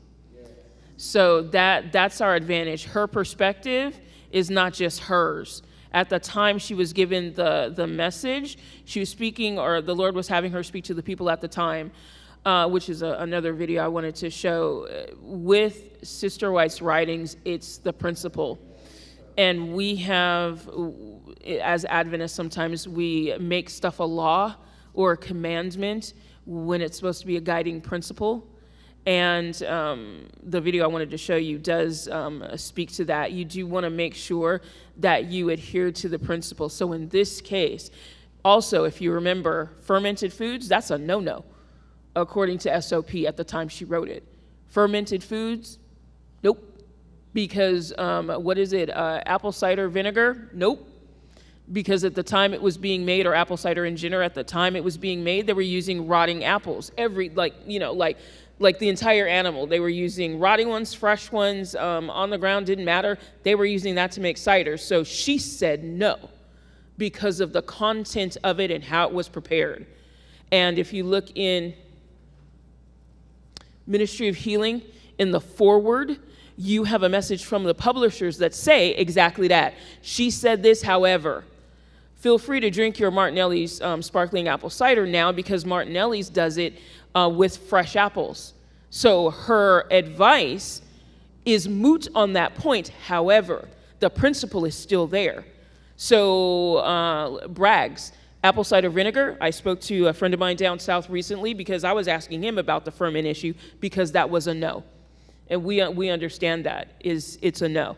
But I asked him about it, and he's like, and he was a hospital administrator for about 25 years. In the interim, he did medical missionary work in his store in Tennessee called the Mustard Seed. He is now, as of last year, he is now officially an ND, a naturopathic doctor. So he can speak with more authority, although to me it didn't make a difference. Dr. Kyle could not know anything about podiatry, but if he says, oh, go put this on your foot, I'm going to listen. So this guy is very good. And I went to him and I asked, hey, what about this? And he's like, but we know that making natural sauerkrauts or making a probiotic mix using fermentation is good for the gut. We know that. So what was her issue? Vinegar versus wine. What is vinegar? Fermented wine. Do you want that? No. because that's going to damage your liver. Wine is going to damage your liver, fermented wine. But what did Jesus do? The fresh fruit of the grape. So orange juice, grape juice, all that stuff is great in moderation. You have to remember the principle, and that's our advantage over individuals like Dr. Sebi. Go ahead. Okay, before we get into conversation about Dr. Sebi, let's kind of finish off this, and then we'll stick to the questions at the very end.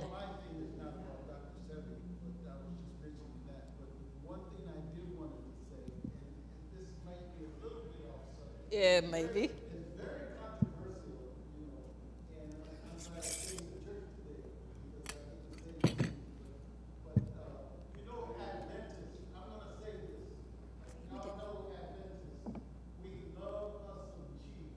Oh.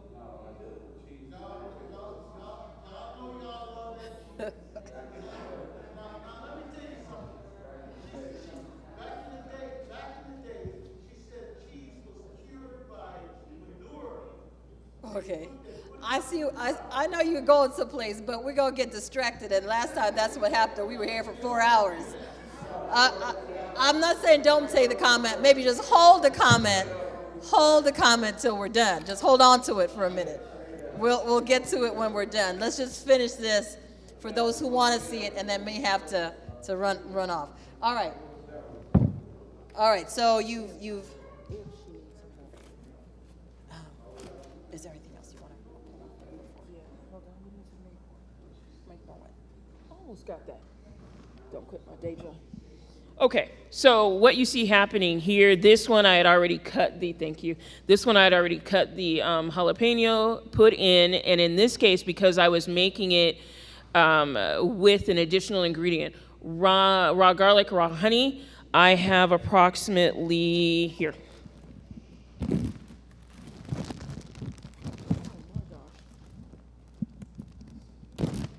And these are double bagged just to, because it's not stench, but you feel me. So this is what a cup and a half of garlic looks like. So by itself, if I'm just doing garlic and honey, I did a cup and a half to a quart. And here's the reason. The problem is if you have too much garlic and not enough honey, the process doesn't net you anything. So as you saw, the garlic and the jalapenos in this jar filled up approximately where my thumb is. So after it's thin, and 30 days from now, you're going to have a lot of honey that's been processed by this. If you have too much garlic or too much substance inside the jar, then your honey is not going to be enough. It'll do the process, it'll still work, but you don't get anything with the honey. You get the garlic or the jalapeno or the ginger, you will get that, but you won't get enough honey. So, which means that you'll be chewing a lot. So the idea is to make sure that you have enough to make it easy for you. And once this is done, just like these, you can decant it. Decant meaning? I told you. Somebody heard him. Please. Yes, Brother Art, thank you.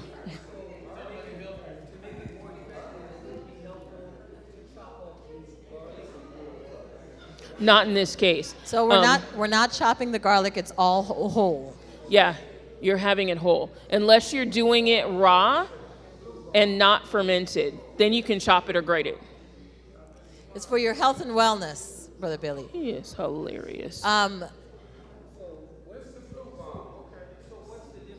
No, it's not the flu bomb. Oh. No, you can use onions. Onions are...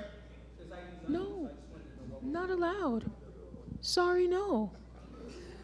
Go ahead. Permission denied. Oh. Everybody say bye.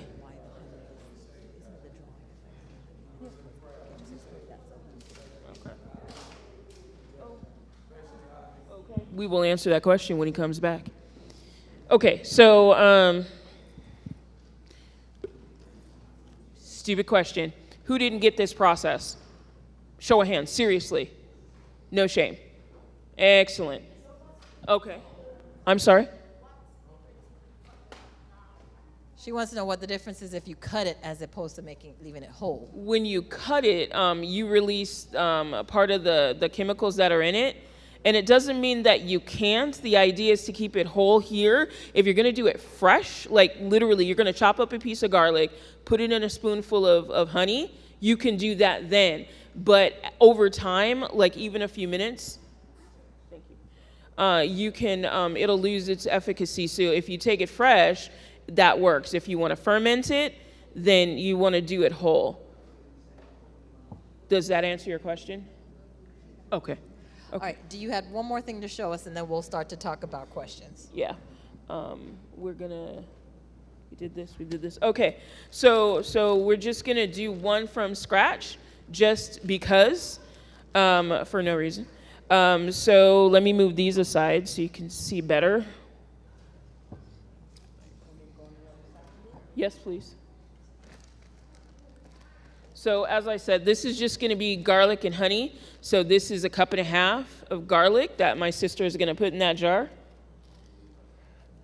And it is really this easy.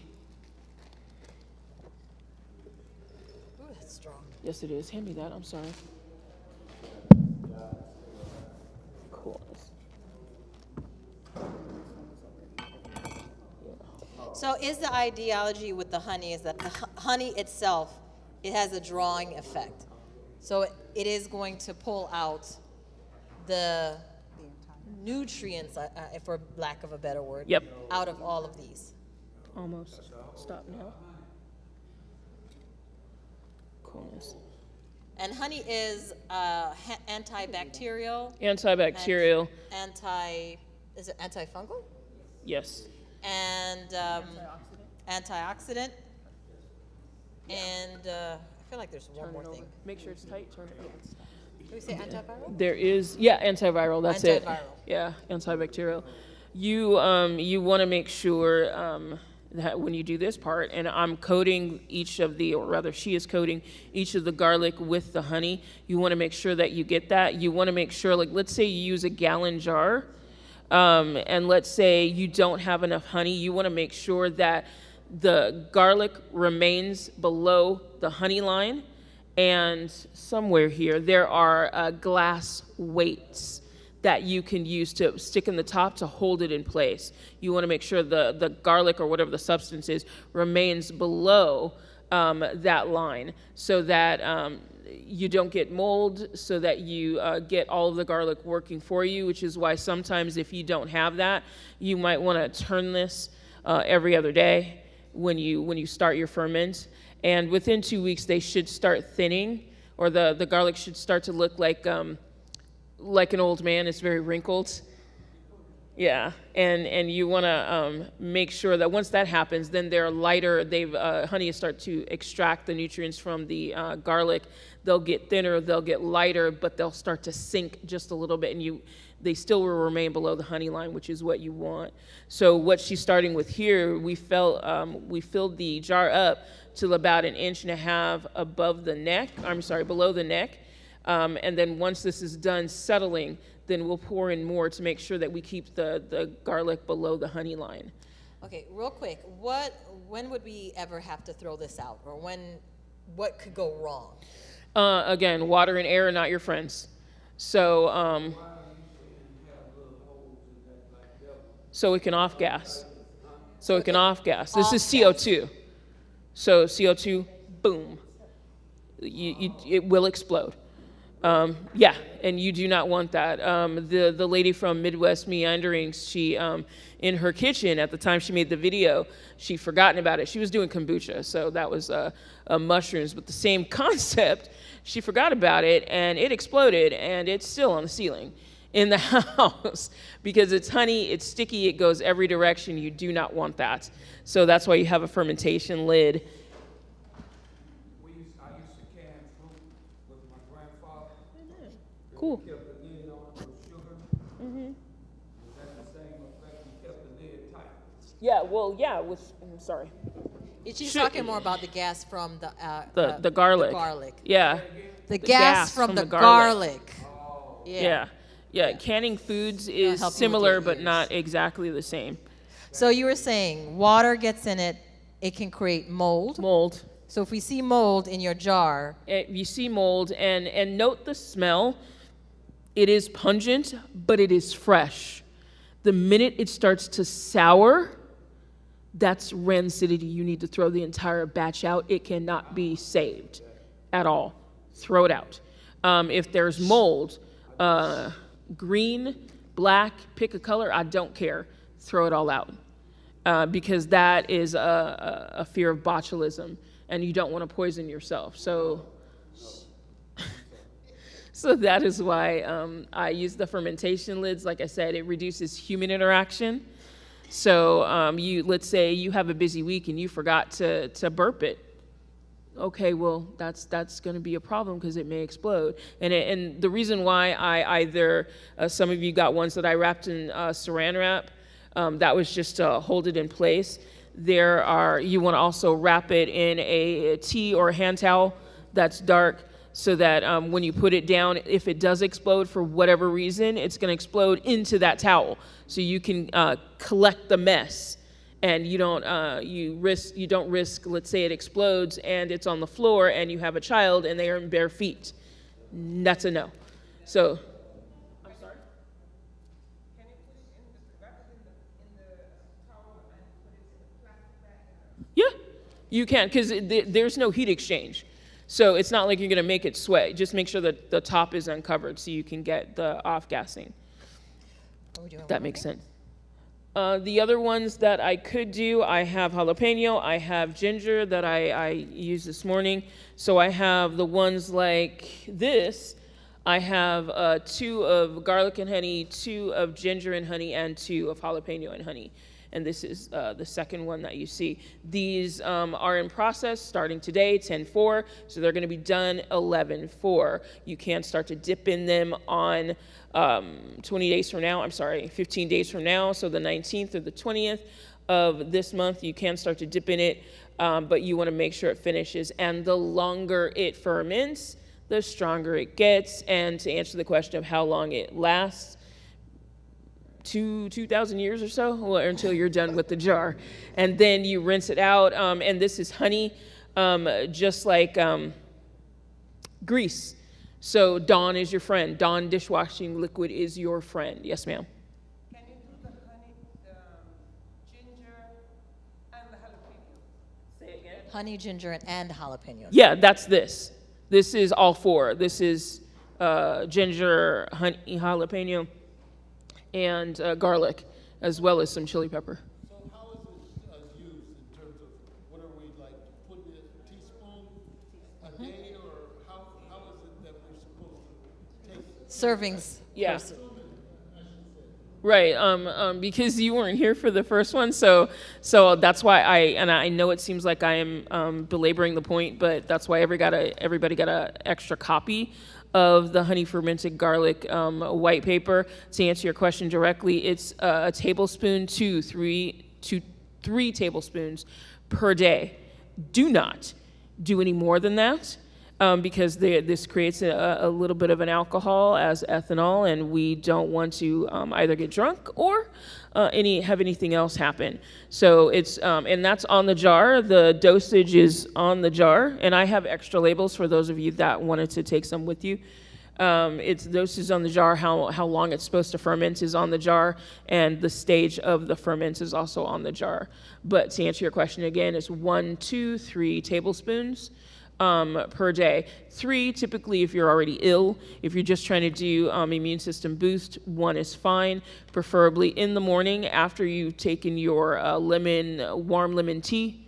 So there's something on your stomach, you've already gone to the restroom, so you voided, and you're prepared to take that, so you can do that at that time. It's gonna sit in your digestive tract for whatever your transit time is, which should be 24 hours. So by the time you go to eliminate it, it should be 12 to 24 hours later, depending on what you ate after you ate breakfast. So if you're using it that often, you're gonna use up the jar in 30 days. You could. It's entirely possible, which is why when I do these, I do it in a 64, so a half gallon. So if you prepare something that would Yeah, 64 would work, but they do have gallon jars. They're huge. They are so big. The issue is that you're gonna spend your honey allotment in one shot.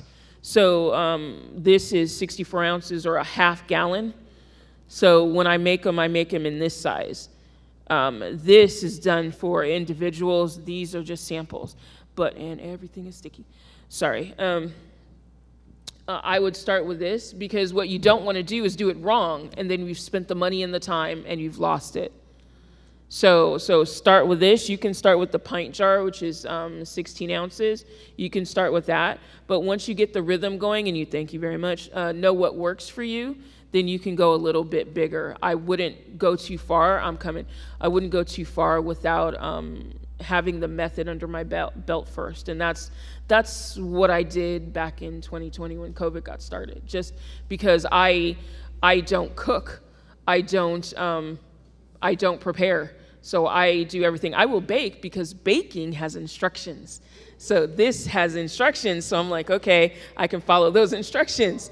And I started with the small and then went to the large because I wasn't just doing it for me. So the video you sent me, I can upload it on the website for those that want to watch something. So you can come back to that. Right. All right. And there are 3 videos actually. The first one is for that health principle. The second is from Midwest Meanderings. And the third is what we're going to talk about next, just briefly, because I realize it's 5:30, putting powder in capsules. But sir, I'm sorry, I've forgotten your name with the hat right there. What's your question, sir?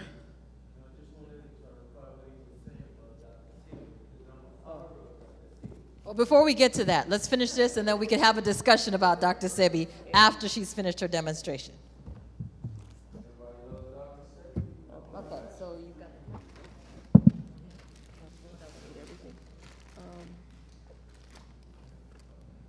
the machine.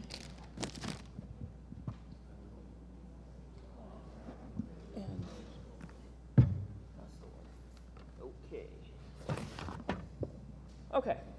So this is the part where you get, I'm sorry, did you have a question? Everybody have questions. Well, we'll take quick questions about what we're doing, and then at the end, we'll have time for people to stay if they want to discuss stuff. You can wait till the end? You can. Okay. All right. Thank you, ma'am. I'm so sorry. Okay. The next thing you want to worry about, it has to do with the part where I'm cheap. So when I started with my very first patient, that wasn't myself, I availed myself of all the professionals, all the trained people I could. So the first people the closest to me was Whole Foods Market. And of course the book. So show of hands, who actually has a copy of Natural Remedies Encyclopedia? Excellent. I didn't see any hands over here. The Natural Remedies Encyclopedia, who has a copy? Okay, y'all are on punishment. We'll introduce that to you slowly. Yeah. We'll get it to you. And that is on the book list. And I intend to let you know about what books are best to start with, but also that one is the #1. So if you've got patients that you need to deal with immediately, you need to sit and have an adulterous relationship with that book. Have it imprint itself on your face, because that is what you want. So, for example, I didn't know anything other than I needed to fix the problem. So going back to Sister Allie's example for senior issues, Alzheimer and dementia. So like I said, mom had Lewy body dementia, which basically looks like Alzheimer's and Parkinson's at the same time. So what I wanted to know was, I'm reading the book, and I'm reading myasthenia gravis, I'm reading Parkinson's, I'm reading dementia, because Lewy body dementia is not in the book. So I have to find the similarities and then find what medicine to treat it. So they're going to tell me, hey, you're going to want turmeric to deal with heart issues. You're going to want that for mobility, pain. You're going to want ginger, depending on how high the blood pressure is. You're also going to want lobelia, low-dose lobelia, which for those of you that don't know, that is an emetic, so it will make you throw up. But in low doses, it actually helps as a nervine. And there are several classifications for herbs. Painkillers, anti-inflammatories, and nervines is one. So when you're dealing with dementia, a nervine is very important because it all depends on the cause of the dementia, which is a nutrition issue that Sister Allie can get into. But right now, I went to Whole Foods and I said, hey, I need this, that, and the third. And they said, go here, and buy this. Okay, fine. I'm buying, my favorite vendor is Gaia out of like Pennsylvania. They make what in essence is a syrup or a decoction that is in their proprietary little capsules, and it's very effective. We're talking about within 10 minutes, it's gonna break up in your digestive tract, and then it's gonna go to work, and high time is about 4 hours. You can, depending on your patient, you can get things to last about 8 hours, but immediate efficacy for their pills is 10 minutes to break up, 4 hours for high processing. But that would cost me $30 to $40 per bottle of 60 pills. That's expensive. So then I asked the question, what can I do myself? For the things that I needed that I could not reproduce, yeah, go buy them. But if you could reproduce it, like Sister Pastor was saying, she has a supplement for ginger. Okay, fine. Then go and get capsules. These are empty vegan capsules. You can't get them in gelatin. And a word on that, when it comes to medicine delivery, yes, horsehoof is a problem. But it's also, as Brother was saying, it also has to do with the health message being progressive. So if a medicine is delivered in a gelatin capsule, but it is the best delivery of the best type of medicine, you are not eating it for pleasure. So take the medicine. If it makes you upset, CoQ10 is often delivered in a gelatin capsule. There is dry CoQ10, just like there's dry vitamin A. You can do that. It's gonna take longer to work. And it all depends on your digestive tract. It may take, dry pills are like 30 minutes versus 10 for the vegan ones. You can do that. But remember, in this case, you are not eating it for pleasure. So you're not eating the horse, the crab, the lobster, the insert unclean animal here, or overprocessed meat. That you're not doing. You're not doing it for pleasure. You're doing it because you need medication and you need something that's in it, and that's all it's for. But if you try to put a decoction in these, it's gonna melt, because of course I tried to recreate what Gaia was doing and I could not. So those I buy.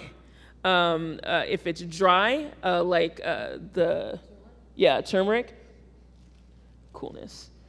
So just like the water, this is turmeric powdered, and what they do is they will let it get cured in the sun, the actual root, chop it up, and then dehydrate it, and then pulverize it. So if you've ever seen an old witch doctor, for lack of a better phrase, with a mortar and pestle, a marble small bowl with a, I'm sorry?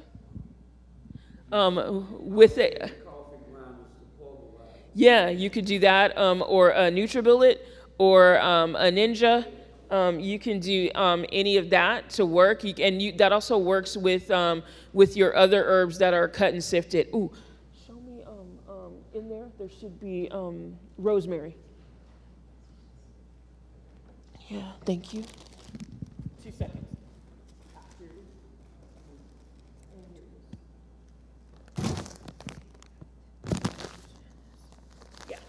Okay, so this, just going half a step back,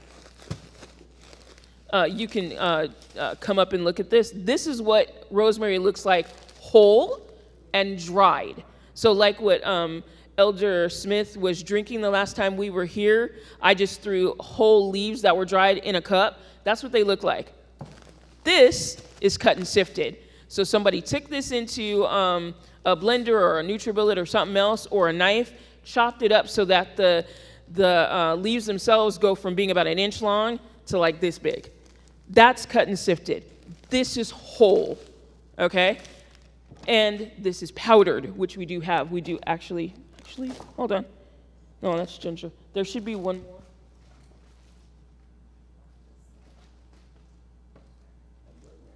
This is rosemary powdered. And yeah, it's the coolest thing. Now, for those of you like me, like chemistry, here we go. So you can put these down. So if you wanted to take turmeric for your blood pressure, you need a kicker. So you can use turmeric for your blood pressure. You can use ginger to stimulate circulation. Might not be the best idea if your blood pressure is already high or you're dealing with that. So you want to take it easy with it. So you can always blend turmeric with rosemary. Rosemary's for circulation. Job done. It's just that simple. It's just like the equation. What is it? Stoichiometry. Adding math to the elements. It's just that simple. It's the same concept, slightly different application. So you want to look for, what do I need?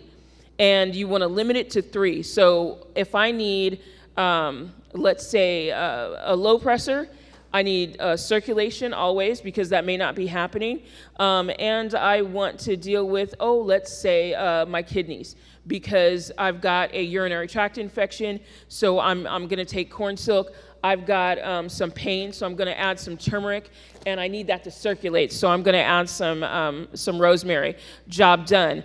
What you want to do is, once you have that formula, then to start out in even amounts, 1 tablespoon of each of those. Put them in a plastic bag like this, shake it up like you would, pardon my French, chicken and flour.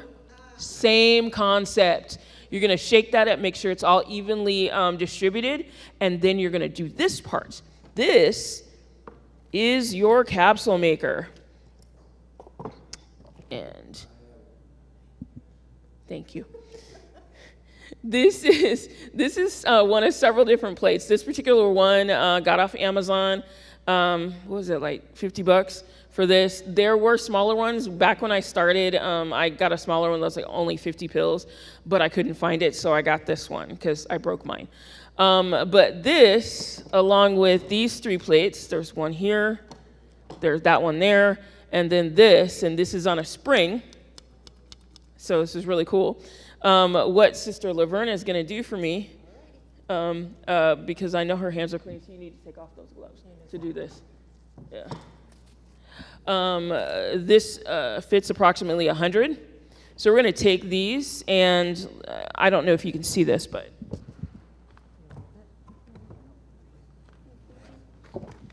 there are 2 halves to a capsule. When you see the capsule, yes, yeah. Okay. And there should be a bowl.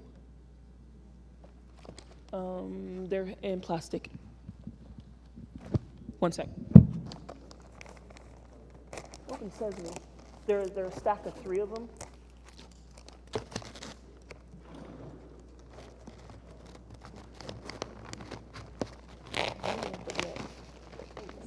No gloves, because they're gonna stick.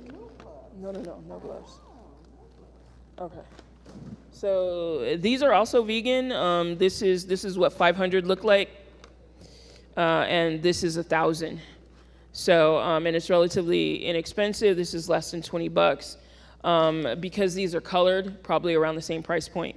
But what's good about these is you can actually see these. So the shorter portion that you see that looks mauve or lavender for some people, the shorter portion is the top. The longer portion is the body. So you're going to do this with your pills. Pull them apart. You can do this with any pills that you currently have right now that have dry contents. You can pull them apart, and if you don't like the way the pills taste, some people don't, you can pull them apart, pour the contents in water, and take your pill that way. You can do that. But the point of these is, this is really short, so that's the top. This is really long, that's the body. And what she's going to do is to take these apart, put the shorter portion in the bowl, the longer portion, mouth up in the container. Okay, I can do that. And, I'm sorry? I don't see a bowl. Okay. We need to find a bowl. Yes. Plastic bag, as long as it's clean and new. Cool. Like I said, when I do stuff, I do have a little better quality for when it's not me. Shorter one goes in the bag. No. No, just pull it apart first. Ah. That makes sense. Now she cares about you. Okay. Oh, here. Yeah, sorry. Little tiny bowl. Sorry about that. Okay, so she's gonna separate the tops from the bodies, put the bodies in the orifice. Oh, I think so, yeah. Yeah, just stick them. Yeah. Tiny part in the bowl, big part in the. Yeah, upside down. Because it is clear, you can barely. You can barely see it. If you want, you can mix with some of these. Oh, no, this is Okay. fine. I can see it. I just thought that was cool. I didn't get a chance to get vegan colored capsules because at my supplier, Herbs of Mexico, they only have clear in either gelatin or vegan. So I never got a chance to actually use them. So I was very happy to find these. And there's not a lot. When it comes to vegan supplies or vegetarian supplies, when it comes to this, it is very few and far between. And it usually would cost you a little cash. So I was able to find these, and I was extremely happy about it. When she's done, and this is going to take a minute, when she's done, we're going to take one of the powders and very simply pour the powders into the capsules, and you brush it back and forth until you get all of them in. This is your tamping tool.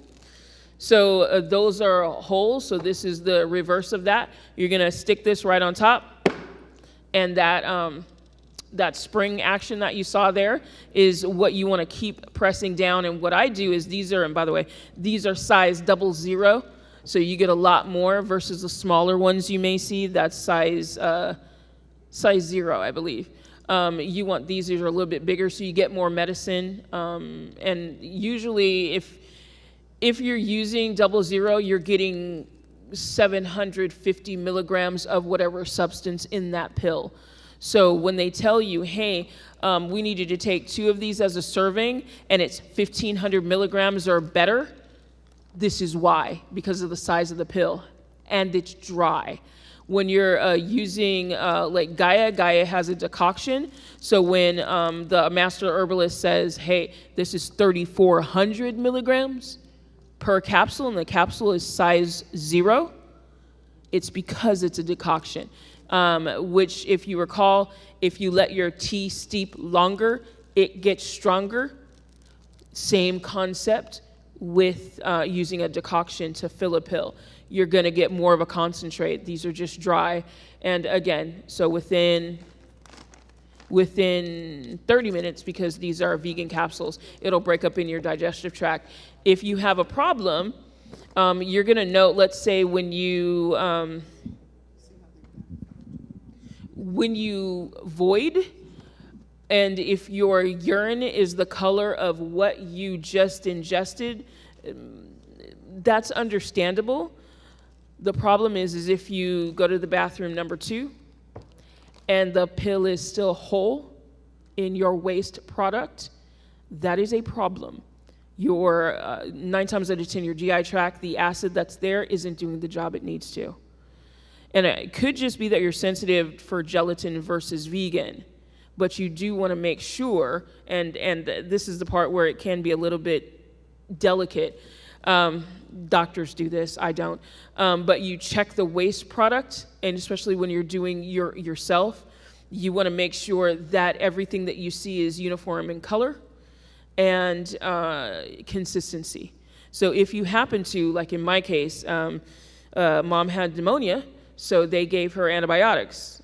Nurses in the room, what's the problem with antibiotics? Quiz question. Antibiotics will screw up your gut bacteria. So what happened was that she needed potassium. Everybody needs potassium, right? So they gave her an orange tablet. Yeah, there's nothing in her gut, so she immediately expelled that with the tablet whole in the waste. Problem. So what was suggested by my naturopath at the time was do something completely opposite to what we think. In our houses, do we have white rice? No. Adventists don't have white rice, white short grain or long grain rice. You may have basmati. Basmati's fine, but that you don't have. And so he's telling me what you need to do is stop her up. Literally give more time to the contents of the GI tract so that the acid can do its job and we can get the medicine. So we ended up doing that plus popcorn, a little bit of salt, job done. But it's very important that you examine that so that things like this, when you go to do it for yourself or for your patients, you are watching that output once or twice, not all the time, just to make sure you're getting the medicine dispersed through the GI tract, and how that works is a long story. Make sense? Oh, okay. All right, 2 seconds. This is the part where I have a video for this too. Okay, yeah. So this is the fun part. It's the first 3 rows and these 2. Oh, okay. So this one. So, okay, this is the director plate or applicator plate. This will sit on top, and there are holes in it, and there are exposed screw heads here, so it kind of locks into place, which is nice. Then you want to take your powder. Excellent. Grab your powder. And this is the part that's fun, is you pour it in, and you don't have to be too terribly precise, but you're pouring it into the holes. Yeah. It does look fun. It's really fun. So it ends up looking like this. I don't know if you can see it, but you've got the capsules on the bottom, which you can see in between, and I poured the powder over the holes that she occupied, and it goes right in, and you keep doing that until it's full. Which is what she's going to do now. And then there's a small, this one, here you go. Here's your brush and applicator. Okay, so once you get to the point where you think you have everything in, there's this tool that you can use to sweep the powder into the pill. Yeah, exactly. And it all falls into place when you're done. There's a bunch of rigmarole between this plate and the orange plate to make sure that you can affix the tops of the capsules correctly. And then once you're done with that, they marry. So it's literally, there's a groove at the top in the middle of the capsule, and you put the cap on, it fits into that groove, and now the capsule is closed. So you can shake it and it won't spill, basically. But the idea, again, behind this is making your own. So if you, like Sister Pastor, have a supplement like ginger or turmeric that you're taking that you're buying off the shelf, and you don't want to spend that money, feel free to make it yourself. Yes, it does take time, a little bit of trick to it, and it is, yeah, it's too much fun. It's way too much fun. And what Gaia used to do 20 years ago was you could call them up and say, hey, I need rosemary, turmeric, and corn silk, and you wanted a decoction, they would make it for you and then ship it out to you. They got way too popular because they do way too well, so they don't do that anymore, but now you can do it for yourself. So if you want something specific, a blend that you need, then go ahead and make it yourself. Buy the herb in pounds, and by the way, this, I believe this was $8.67 for a pound, and this is from Monterey Bay, which is in Walnut, no, I'm sorry, not Walnut. It is Northern California near San Francisco is where they are located. No, it's on the sheet. The Bulker Basics, Monterey Bay is, that is on the sheet. Wherever they are, they're not that far. So I was able to order on this past Sunday and get it to me by Thursday. Would have been faster had I used, like faster than ground shipping. I use UPS ground because they're in the same state.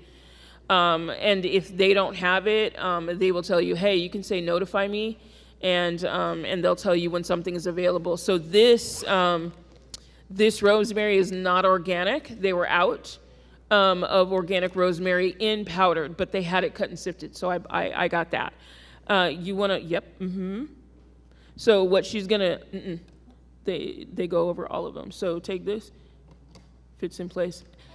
Yeah, so you're gonna take the tamping tool, which is this, put it over the holes that you just occupied, press down, and you're gonna continue to do that until the capsule is full.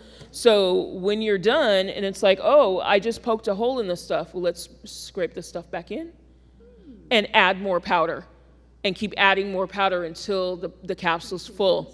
Yeah, because you want as much as possible. If you just wanted a little, sprinkle some on your tongue and you're done. But if you want, the more of it, then that's definitely what you want to do, is keep pressing and keep making the capsule until it's full. And with some, I would actually make it over full, just so that there would be like a little mountain on top, and then I would cap that. So I would get even more into the pill, so that I'm not looking for it to be exactly 750 milligrams, but as much as possible. And then I'm gonna take that as I would something that I bought over at the counter. All right. So I know we're running on time, and we can kind of finish and have you come up and look at this as we finish. But any other questions about what's on the table first?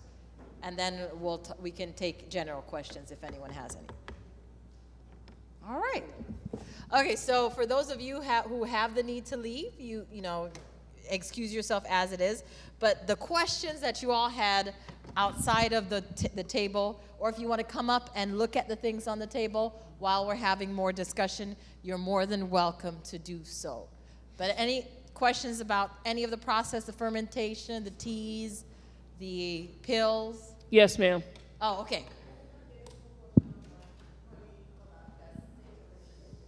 What amount of honey you use in the garlic? I apologize, one more time. Say again. I was asking about the proportion of honey to garlic. What amount of honey? Got it. Nate's honey does come in 8, 16, and 32 ounces. What you see on the table is 32 ounces. So if I'm using a quart jar, then I'm going to purchase all 32 ounces. If I'm using a pint, that's 16, then I'll purchase just that much. And the idea is that you fill the jar with the honey. I do have, what is that place? Not Smart and Final, but Sprouts. Sprouts has their organic honey in 3 pounds or 48 ounces. So when I'm making the half-gallon jars, I will use that one plus a little bit of the other, but I try to make it match. And what's nice about Sprouts is it has a lot of selections on honey. YSB, I believe, is one. It's the one that's yellow and it's solid. It doesn't pour, so that you would need to heat by, what is it? Exchange. What's it called when people that cook, when you put something in a bath? So it's a double boiler. That part for those that, yeah, yes, like chocolate. Very good.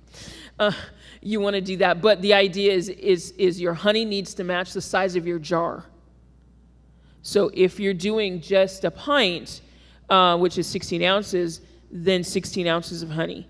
And again, you want the honey to cover the items, whether it's garlic or ginger or all of them, with jalapeno. You want to make sure it covers. And you want to have it no higher than the neck of the jar. So where the grooves are for putting on the lid, no higher than that, because it's going to off gas, and you don't want it to push off the fermentation lid. Does that answer your question? All right. Thank you very much for your patience. So we're going to it. wrap up this area of the demonstration and allow you guys now to have discussion time if you so choose to, or if you'd like to go up and look at the table and smell the honey and the garlic and the